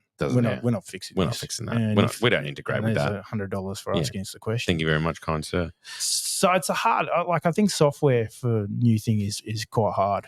It's the hardest part. So then, you've moved to 35 Pickett Street. Yeah. You've started to hit your straps as such, right? Yeah. Then, what springs you to the next bit that you decided All right, we've done it in Perth. Let's do it in Sydney. Well, that's my business partner. We had lots of fights over it. Yeah. He's not Sydney's a market, and I was like, no, I'm not leaving Yeah. because at that point I really enjoyed Perth. Yeah. And he was, he's big on it. No, we got to go there. We got to do it. So we went and we visited. We did a lot of checking the area, seeing where to be. And, it was the hardest part at that point because, we were going to do it, but who do you put in charge? Yeah. And that's the problem with expansion. Yeah, it is. 100% and particularly going into state is like, who do you put in charge? And we had a guy. I'd be shitting. I would have been shitting my pants, man. I would was. have been That was probably the the time that, I was probably the most stressed about a decision we were going to make. And this was just before COVID, by the way. Like we're talking how's a month. How's that bullshit? Just hang on a second, because how's that COVID? What the hell is that now? Yeah. Like, can you believe that the world was basically shut down because of a flu? Yeah. And now you don't sort of hear a single thing. It's not even a thing. So it's right before COVID. It's right before COVID. So I remember the conversation I had with Pete, and we're like, I said, mate, I'm going to have to go. I'm going to have to go to Sydney because we're not going to find someone to do it. And, we've still got Perth, and, you can still run that, and I can still assist. And, it's hard because it was the first time. Yeah, it's your baby.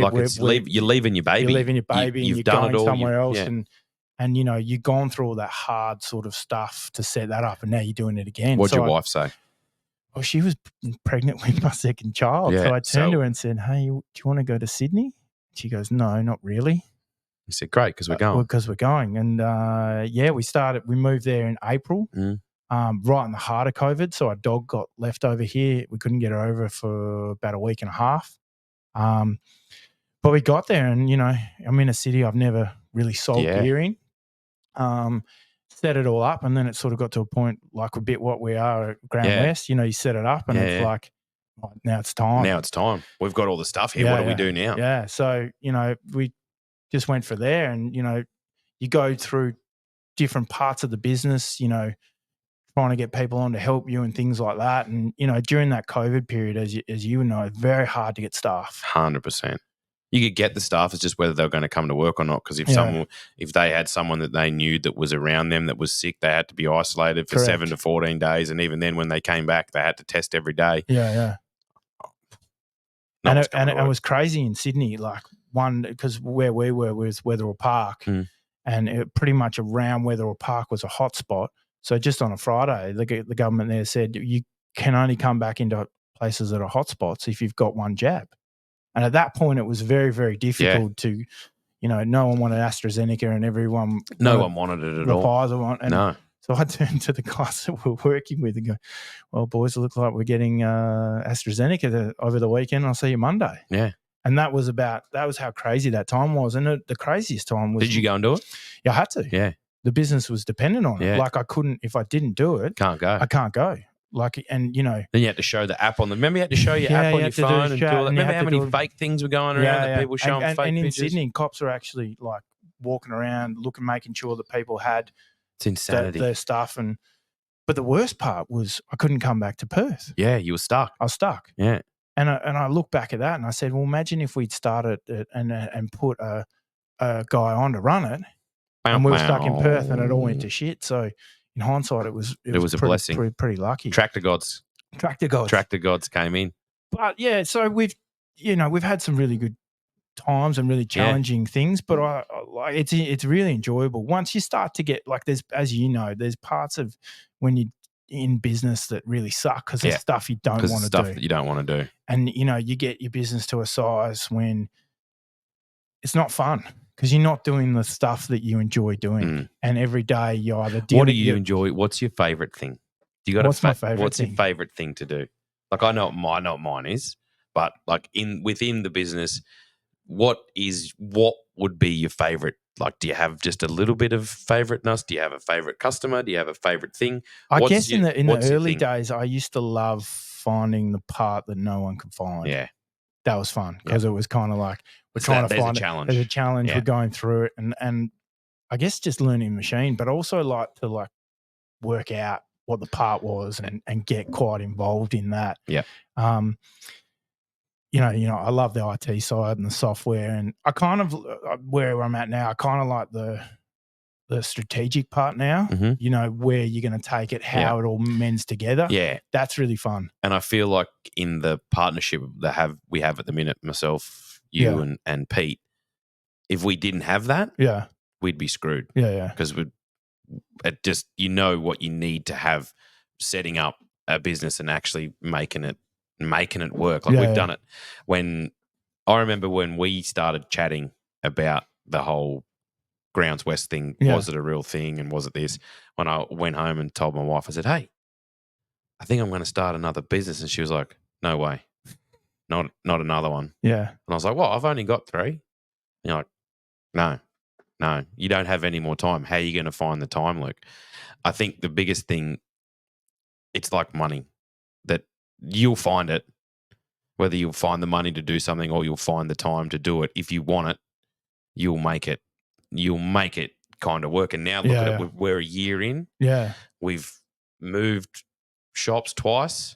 We're at the bigger premises that essentially when we walked into that thing, we said the same thing as what you guys said when you got in at Saucy's. You were like, "Oh, you'll never fill this." And now you look at it. We're 2 weeks in and you already think, is this the right size? This is the right size. Do we need bigger? How are we going to do it? Where are we going to go from? How have you, like, I've got a business partner and source my parts. Mm-hmm. And, during the tougher times, it's always great to have someone in the trenches with you, knowing what you're feeling and kind of bouncing off the ideas. How have you found that sort of, and I'm not going to, during those times where it was tough and it was only you going through it? I didn't actually know any different at the time. Now that I have you and Pete, it's a lot different because I can talk to you openly, candid. Not like you're not an employee, and because you never want to talk to your employees about the bad shit. No, because you don't want to say, "Hey, dudes, if we don't make the fucking fast this month, we are screwed, man. We need to do this, we need to do that." But when I think that was the biggest thing that I think I could have benefited was that I could have had some more tactics. That if I would have had a business partner, I could have been able to bounce ideas off each other. But I think if I would have had a business partner or business partners, I wouldn't be here.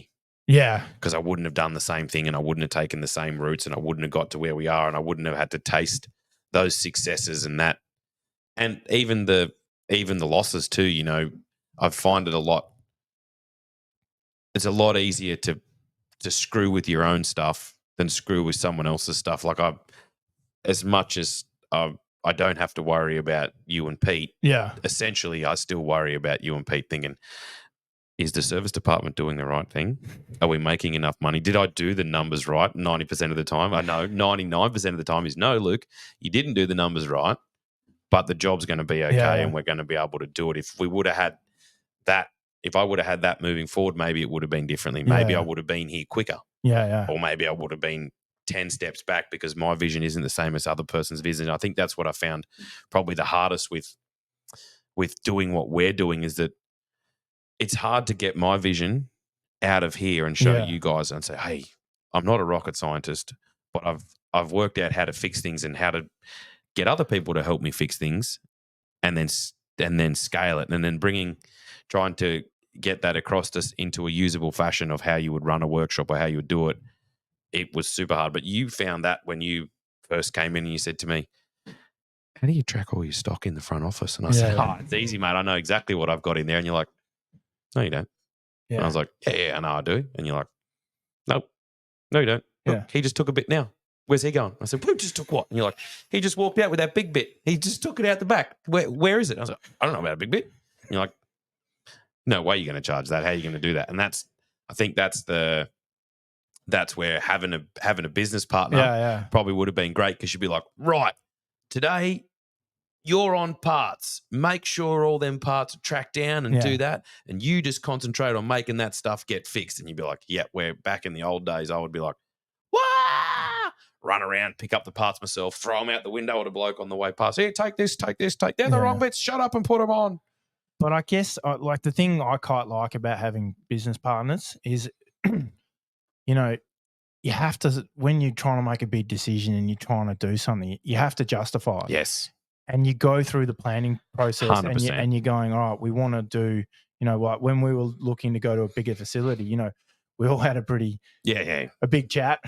We had, and I don't know how many real estate things we sent back and Yeah, forth. yeah. Is this good? Is this good? Yeah, That's yeah. not good. No good for the workshop. Good for this. Good for that. Good for this. But by doing that process, you kind of, you're planning it. But other than that, when you're just by yourself, and I think this is previously, I'll just do it. Go the big one. Yeah, get the biggest one. Actually, no, get two of the biggest ones. We don't even need two. Get them both. Yeah, yeah. But some of those deals work out a treat. Oh, have you ever bought a little bit off topic? Good. You ever done where someone rings you up and goes, "Hey, mate, I got a sea container full of parts here. You keen to come and have a look? I only want $1,500 for them," or whatever. And you get there and you open the container and you're like, "Shit, yep, all right, mate, $1,500." Yeah. And then you unpack it and you're like, I paid $1,500 for this. Is a waste. I did a deal with a dude. This was a backyard deal because anyone who rings you up and says, "Hey, mate, I got a sea container full of parts. If you want to come and get them, I just want my missus's Kia serviced." And I was like, "Well, that's a deal. Yeah. That's a deal." Basically, I went there and I cleaned out his sea container and then I serviced his missus's car. Was it random parts or was it like a particular brand or was it just like this? At the time, I thought it was good parts. Like, was it earth moving parts? Yeah, so there was some drill parts in there. There was like drill cassettes, air filters, oil filters, stuff like that. Me being the bargain hunter that I was like, take it all, get it all. So I put air filters in. I emptied the container. It took me a couple of trips with me motocross trailer and stacking it all in that. Serviced his car the next day, and then I actually unpacked all the stuff out of the trailer and lined it all up. As I was lining it all up and I was crossing the numbers over and working out what it was, I was like, never going to use that. Never going to use that. Oh, that's cool. I'm never going to use that. Yeah. Never going to use that. I still have now, 10 years later, in my sea container, I still have every one of those drill cassettes. Never used one of them. Yeah. Got rid of some filters. And the only way that I got rid of the filters was I did a deal with filter discounters down the road. Hey, man. And said, "Hey, you want some filters?" And he goes, "Not really." And I was like, "Well, they're going for the right price. How about you just give me a couple other filters for these filters?" So he took a couple that were in nice boxes still and stuff. Well, when I say a couple, I had a lot of filters. Yeah. It was a whole sea container full of filters. So I did a couple of deals like that. But you would get more deals. Nah, we used to like look at it in the early days and go, "Yeah, that'd be great." But the problem is a lot of them will come from up north. Red dirt. So red dirt, you got to rebag them. Yep. Then you've got to put them all away, and then in the end, it takes so much time. Takes a lot of time. And then I think we've still got parts from the first time we did that still now. And then we had this section, and it just got to a point where I'm like, we're running out of room. Get rid of the shit. What is this secondhand stuff? Yeah. Let's just get rid of it because it has a value, but at some point the value goes. It has a sentimental value. Yeah, I have that value. Are you a bit of a hoarder? 100%. I think if I went on the show, Hoarders Anonymous, they'd be like, "You've got a problem. Yeah, your problem's just not at home. It's at your workshop. Yeah. It's in your car. It's everywhere. You keep your junk." Yeah, but when you keep that one bit of junk and you actually get to use it on something, done. Yeah, makes me happy. I sleep sound at night thinking that. So, what now for walkers? I got heaps on the go. Yeah, but at this present moment, I'm tied down. Yeah, we're giving Grounds West a shot. Yeah, Ground West. Ground West. I always say Grounds West, but it's Grounds West. Ground West. Yeah, I'm going to give that. That's taken some of my. That's taken my time because I know we've got a great thing there, and I know we can. It's a good product. Yeah. But it's kind of fun because you what I kind of see, like you come from a dealership, I've come from a dealership, and it kind of, it feels like you never thought you'd have one. I never would have thought that I would be a part owner in a dealership. No. Like I always thought that, yeah, man, I'll be a mechanic from the thing. But it goes to show about the whole podcast yarn why I started that was to talk to mechanics about why they're not mechanics anymore or what they did with their life that revolved around mechanics to be able to get to where they were. If you if you work hard and you like what you do, the opportunities are going to come and you're going to be able to do cool stuff like this. Like for us to have a dealership now and scale that up to the next thing, that's going to be sick. Like actually being able to sell the machines, service the machines, and sell the parts in the same place.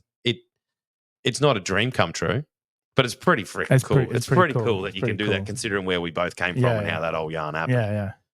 So I'm just going to push forward with that. And then the Walkers thing, they're pretty self-sufficient now, the boys. Yeah. Like I'm not getting out of it, but the boys, the field service team runs great. The workshop's good. The light vehicle shop runs quite well. We're just going to keep pushing on and see where we take us. Yeah. I think it's an exciting, next couple of years is going to be a bit exciting because we're kind of at the stage now we're outgrowing the place where we are. Yeah. Have we actually outgrown the place where we are, or do we need to change what we're doing? Do we need to make things different? Do we need to do it a different way, or do we re-diversify and, kind of focus on what your core business is or stuff like that? So it's exciting things like that without actually changing stuff that you can actually do differently to make it different, Yeah. What about you? What's on the cards for Source My Parts? It's going. We're investing a lot, in people. We're doing a lot of leadership training. That's cool. I like how you do that. That's cool. I really. And you actually get benefit from that straight away. Yeah, we're dealing with a really good guy. His name's Ben, and Ben. We'll give him. You want to put a little? Yeah, we'll put a little thing down. We'll put a little link down there to him so you can check him out. But he's great. Like, you kind of, when you're doing your business, that no one is like pushing you, because you're the main driver.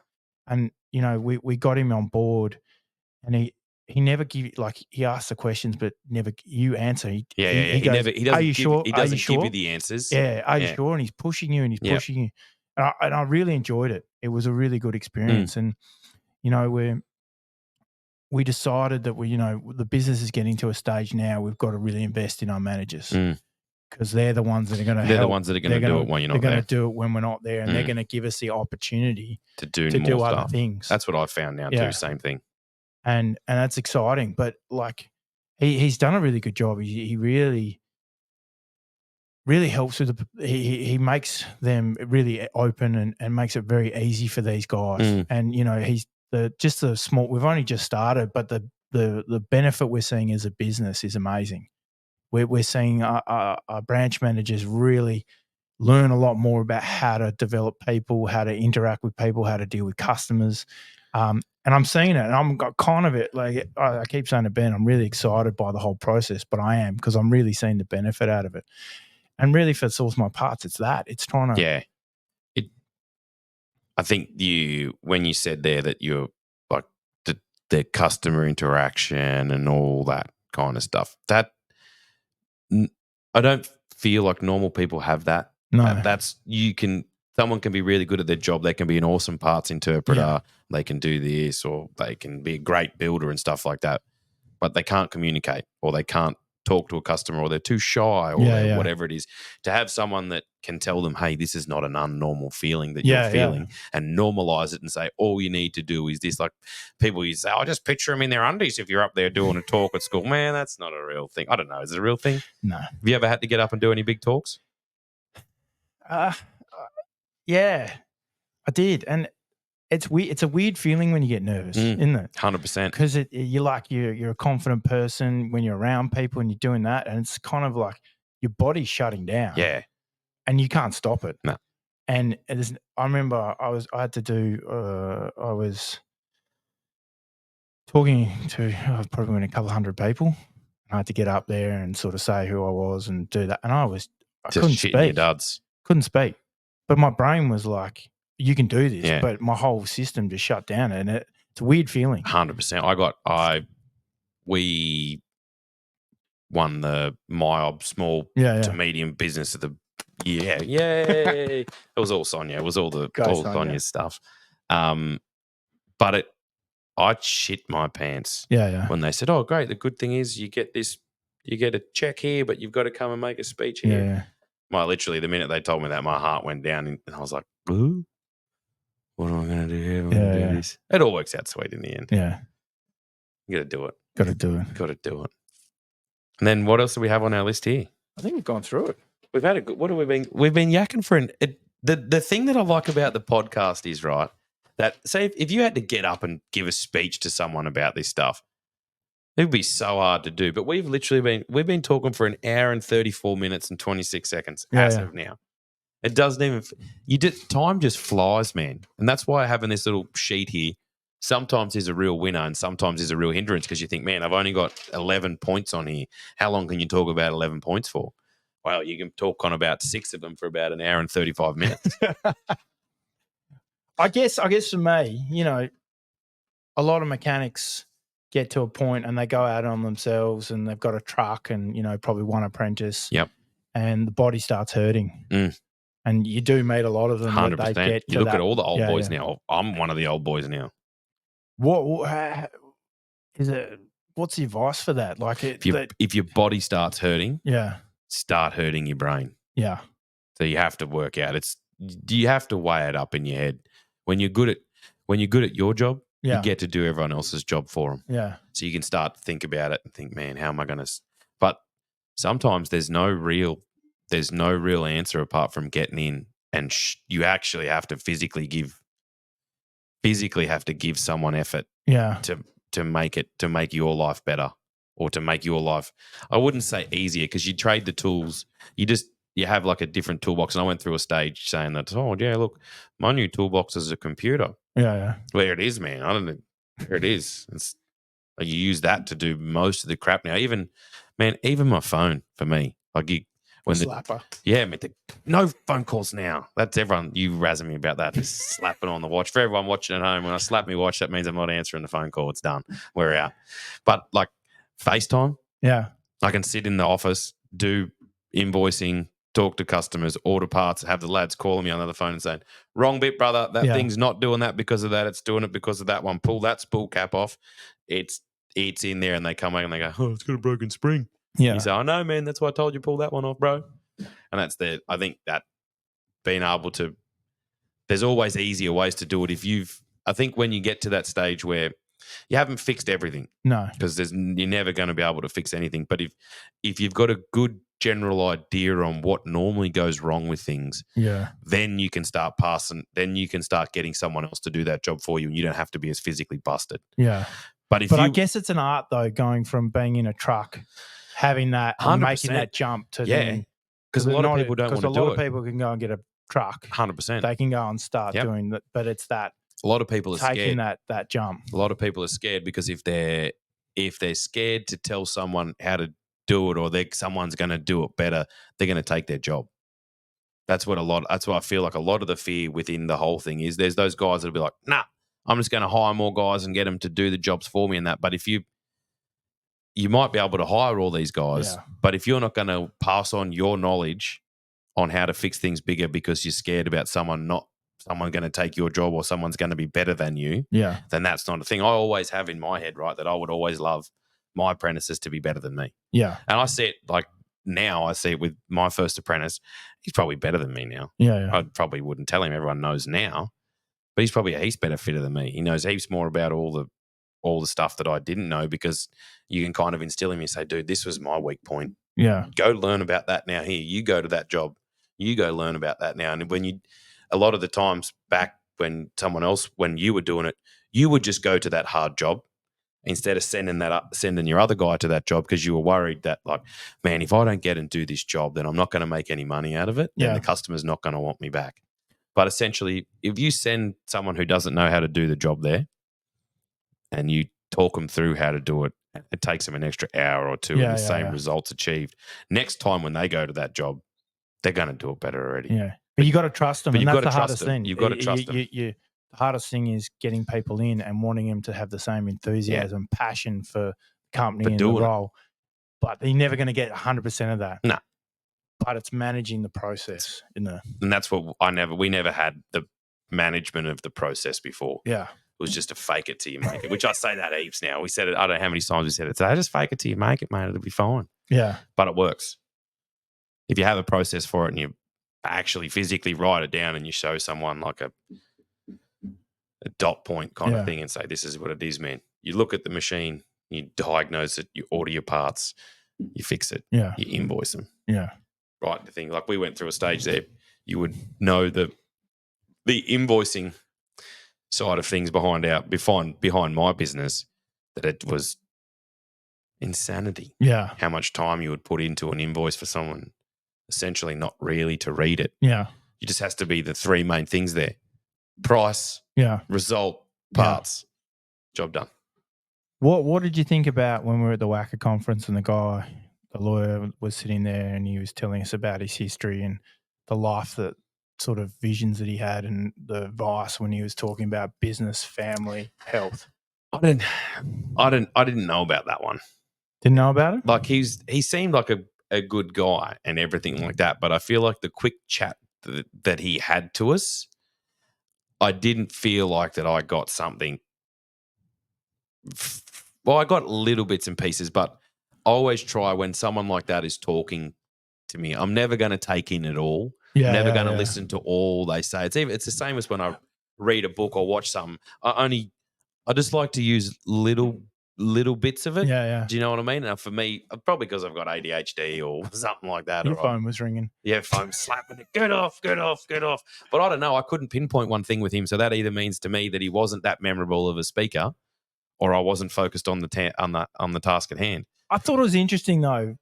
Felix was there. He was Felix there. was there. He was handsy But with the that day. family, business, and health, you can't do them all the same. No, you can't. And how do you feel? You know, I know my partner gets a bit frustrated at times 100%. because we're so invested in the business and stop doing this. And can you? And I always find that it's exactly like what you just said there. Like you'll get work running sweet. Yeah. And then the home will fall apart. Yeah. And then you get home running sweet and work will fall apart. And then you get work and home running well, but then you got no money. And then you got 3 kids and you got no time to yourself or health. You're out. You're done. But man, that's the bit. I think that's the bit that keeps you coming back about business. That you can. The good thing is that when you go home at night and you shut it down and then you come back again the next day, you've got another chance to do it again. Yeah, yeah. You can do it. If you screwed it up the day before, you can unscrew it the next day. Oh, there's a couple of times when I screw it up real good and it takes a couple of days to unscrew it. Yeah. But you can normally unscrew it. But it's enjoyable. 100%. Like I love it. It's funny. Like, how do you find over Christmas period when you take a lot of time off? You sort of come back and you're like, I'm ready to go. Yeah, literally for me, it always takes me until like the day before coming back to work to think, oh, I'm on holidays now. Yeah. And then I think, boy, pump that intensity back up, boy. Let's get it done. Let's go again. 12 more months, we can do this.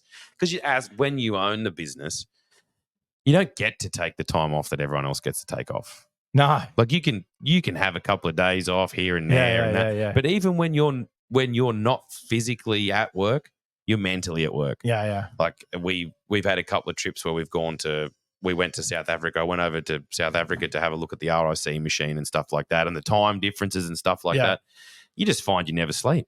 Yeah. Because when it's kind of a blessing in disguise, because when they're getting up, you're going to bed or whatever it is. So you can help run the business. All you have to lose is a bit of sleep while you're on holiday. So everyone's getting up in the morning and you're just rubbing your eyes thinking, been a good night working on all that tractors over the phone, guys. Let's go and do some fun stuff. I remember the first time I took a holiday after starting the business. Yeah.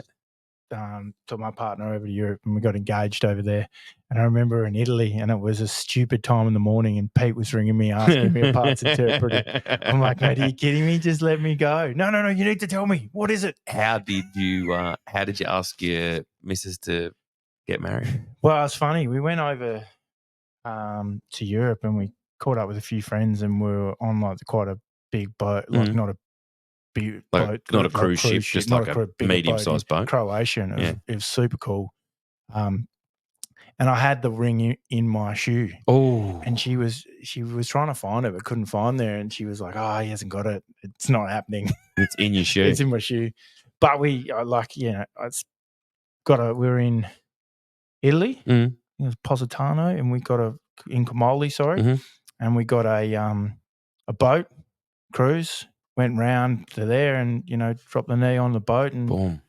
She had a couple of drinks, and then it was quite cool. You go into this little bay, and there's like a restaurant. You can only get there by boat. Oh, wow. And there's like on the beach, and then there's a little restaurant, and you had to book it super like before. Yeah. I booked it.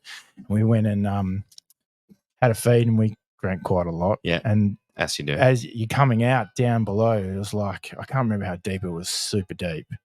And there was a statue of Jesus at the bottom. She puts on flippers. She's had a few. Boom, straight down. Oh, touched it. Come back up. I was like, wow. Didn't know you can That's intense. free dive that. Yeah. Yeah, her ears are probably popped. Yeah. But it was cool. Like and it was good. It was that kind of thing where I could not focus on the business, and cruise. But probably the best experience and what we both got out is Pete and I traveling around when the World 4 business. That was cool. That excites me. And I think we're going to get to do that with Groundies. Yeah. That's the thing that we can do that now. Before it was, I had the opportunity to fix machinery in another country. I did a little bit in South Africa, but that was just a love jobs and different stuff like that. Nothing actually real, but we own this. If we want to go to America and talk about importing some machinery, then we can go to America, meet the person, which we've been talking to people, been razzing around that we get to do that now. We're not doing it. Someone else isn't being able to do it. Like, it's probably a little bit different with spare parts, because spare parts can come from all over the world, and you really want to, I think, like doing what you and Pete did, where you go and research your parts, where they come from and stuff. There's nothing better. Oh, it's cool. And we haven't done that for ages, but some of my best memories and funniest memories have come from those trips, and that was cool. That was probably some really cool times there. But, like, I'm looking forward. We've got Bauma next year. That's going to be sick. That'll be cool. That'll be cool, man. I want to go to the Caterpillar factory, man. Nowhere near Bauma. But I've said it all along, man. I'd love to go to the actual cat factory and check it out, just to see. Like, I think you would probably be the opposite way, because I would say you would say CJD is Volvo's your ultimate thing. And I was lucky enough, I got to go to the factory. Good. I did the tour, had Volvo days, had the thing on, big busload of Kiwis and Aussies going from Denmark all the way through to Sweden, seeing the factory. Funny story though, there was one, we were in the Volvo engine factory, and there was this guy out of Queensland, and he was crazy. This guy was nuts. And so we're sitting there, we're seeing how all the engines are made, and they'd come down and it'd go sort of right for construction, straight for bus, and left for industrial penta. And there was an emergency stop, and this lady's taking the tour, and she's got the headset on, and then you just see these robots just freeze, stop. He'd press the emergency stop button and shut down the whole plant. Whole engine. The Swedes are running around, and they just pop the button and away he goes. He stop out there away. But he was a nutter. He kept doing this everywhere we're going, and we get to Eskilstuna, and it's super cool. They've got a big demo day. Yeah. And they've got all the machines. They got a huge track, right?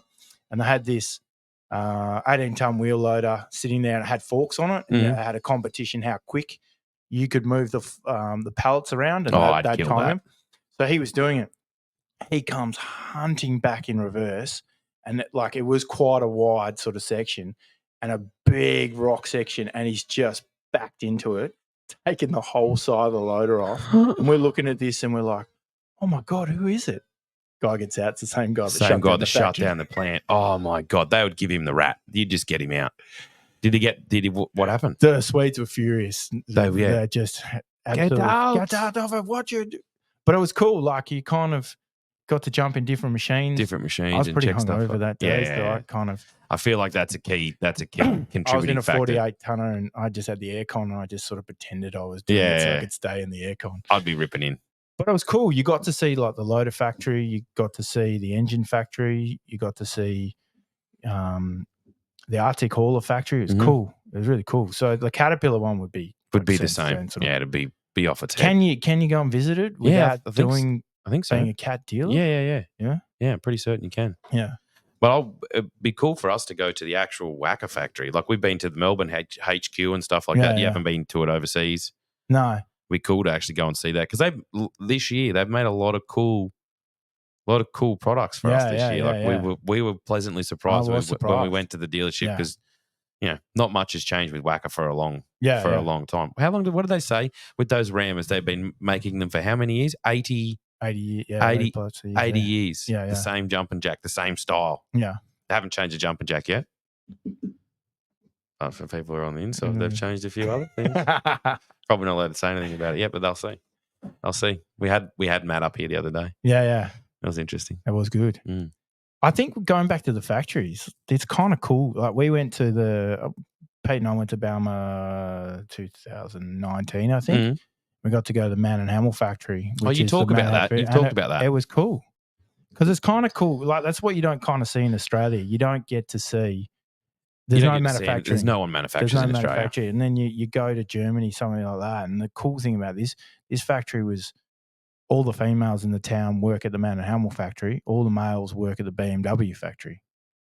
And it's just super cool to watch these filters getting made, from air filters to water separators, and all the big brands with the Man and Hamel product. You're seeing Mercedes filters. All of them. You're seeing all the big brands. And do they box them there in different companies' boxes? Yeah, like a lot of you see a lot of Bosch boxes at the factory, and we asked them, like, do you guys make the boxes for Bosch? No. Bosch supplies us with the boxes, and we have to make so many. And that actually brings me to a next little yarn. Yeah.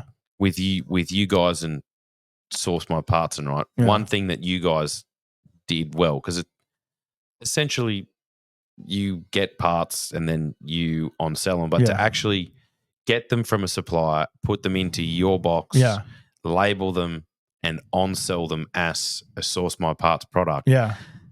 That's not a small feat to do it properly. Anyone can put it into a box and put a sticker on it, but actually to make it look like an actual product, that's a hard thing to do. Like we've seen it firsthand that some guys, some dealers, they'll give it to you in like a beer box, like literally Corona box. Yeah. And it's like it's a hard thing to do. But do you get I always like branding. Like you seen, I like to stick stickers on everything and that. Does it make you feel good when you see your little boxes floating around with all the parts on it? It does. I like coming in and you going into people's. Like you're doing a tour of their site and you go into where they hold their parts. And they're all yours. Full of all your parts. It's kind of cool.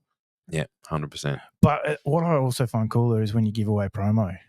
Oh. And you go to a particular site and they're all wearing your hats. Yeah. Or I think that's cooler. That's cool. What about we had a... Because at the end it's just stuff with your logo on it. Stuff with your logo on it. That's exactly right. Cool, is it? It's not. Now we had this is a little bit off topic, but I like to try and stray off topic. We had a promo that we were going for at Wackanoosan. Yeah. We wanted a boat. I think it was rigged, wasn't it? Man, if that wasn't a rigged deal, I don't know what was. But we didn't get the boat. We didn't get the boat. We didn't get a canoe. We didn't get anything. We didn't get nothing. I didn't even get a drink bottle this year. Got the Stein though. Hang on. You get to drink out of it? Yeah, I drank out of it.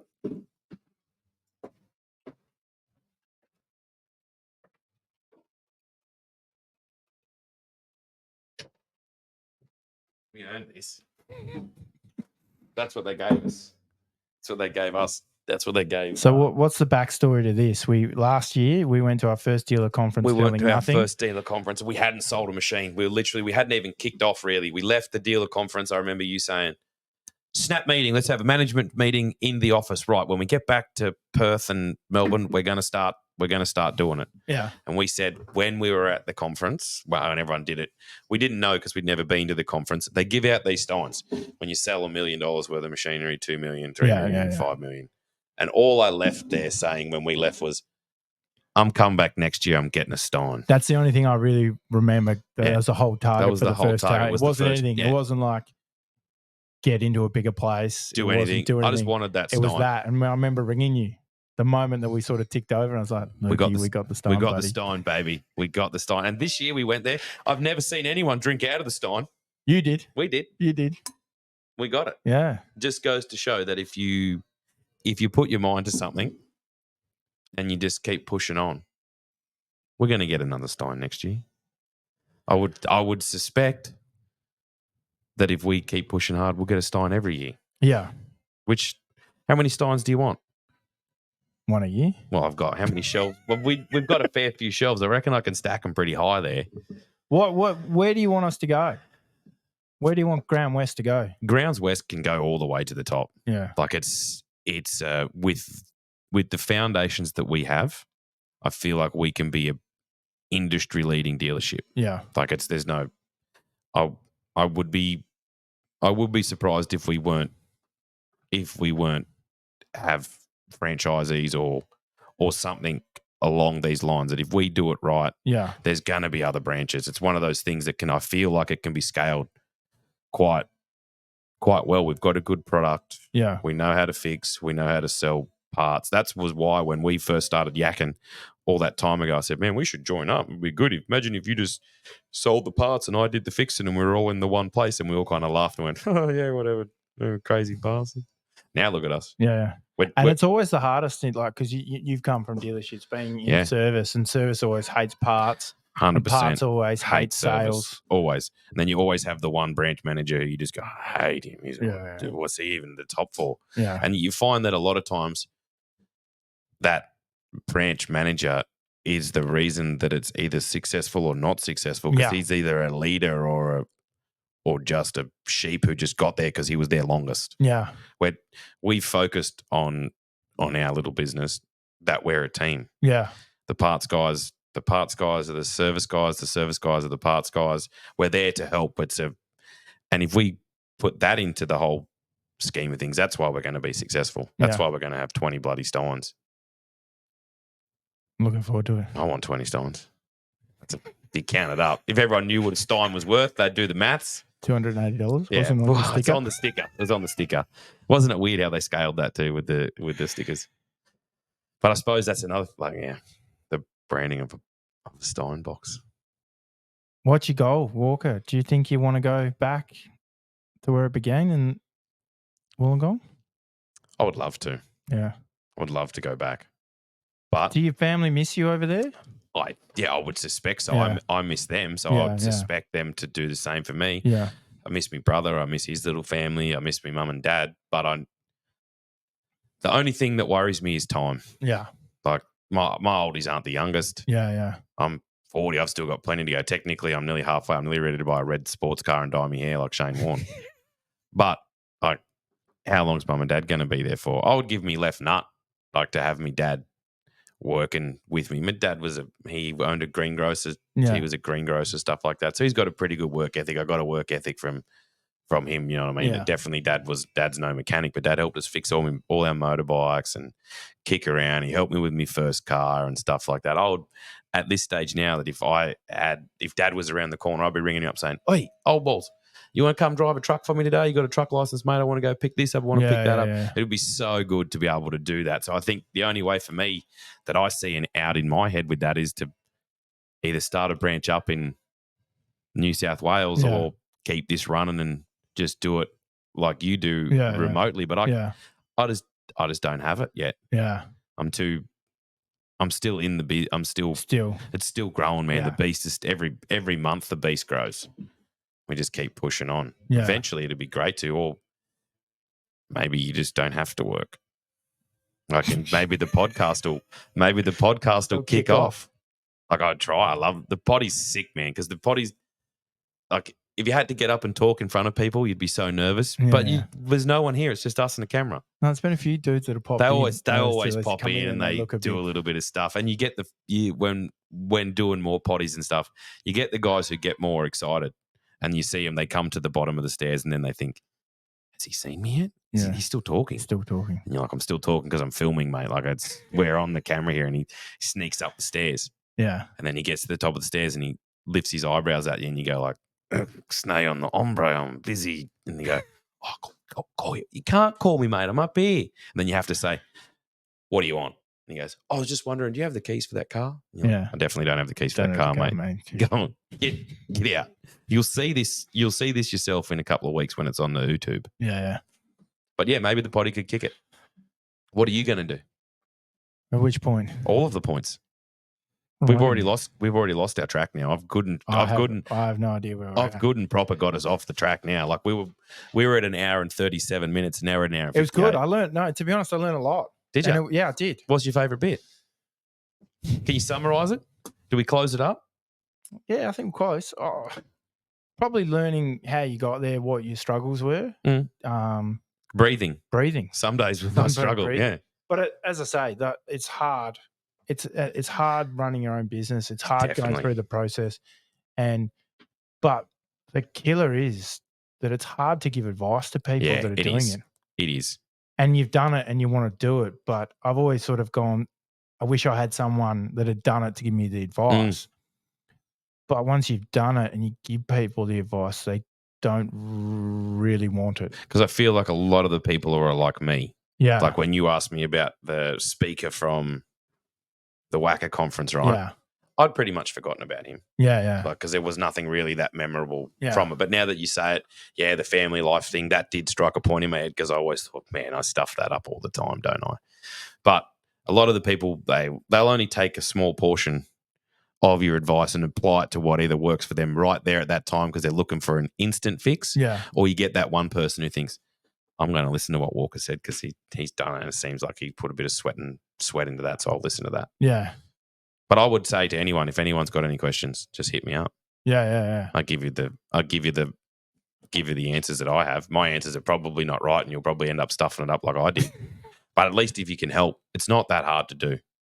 It's not. And once you've done the daunting things, once you've gone through it and done it, it can be replicated pretty 100%. quickly. Like once you start a business and you understand the basic principles of what you're doing, you could sell anything.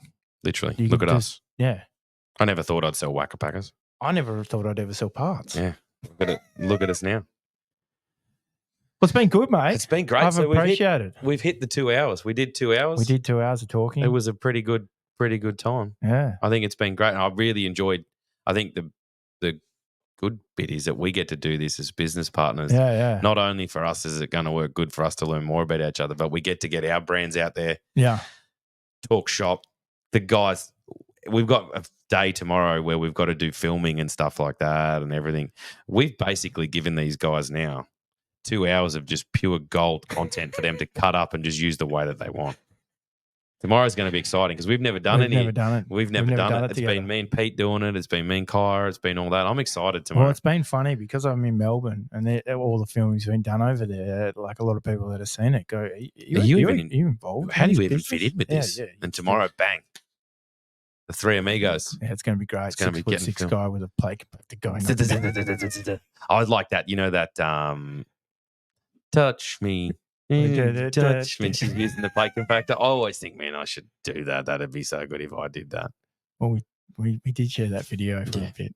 We did share that video, didn't we? We did share that video. But I enjoyed it, mate. And it's been great. I can see why you love it. And it's a good yarn. Yeah. You get the yarns and you get the things. But thank you for coming on, man. It's been great. No, I appreciate it, buddy. I really appreciate it. it. And we'll give everyone all the yarns. We'll put all the links under there, show everyone where they can find you. We'll put the links to the Groundies page on there. We'll get out, like us. If like, you want share, subscribe.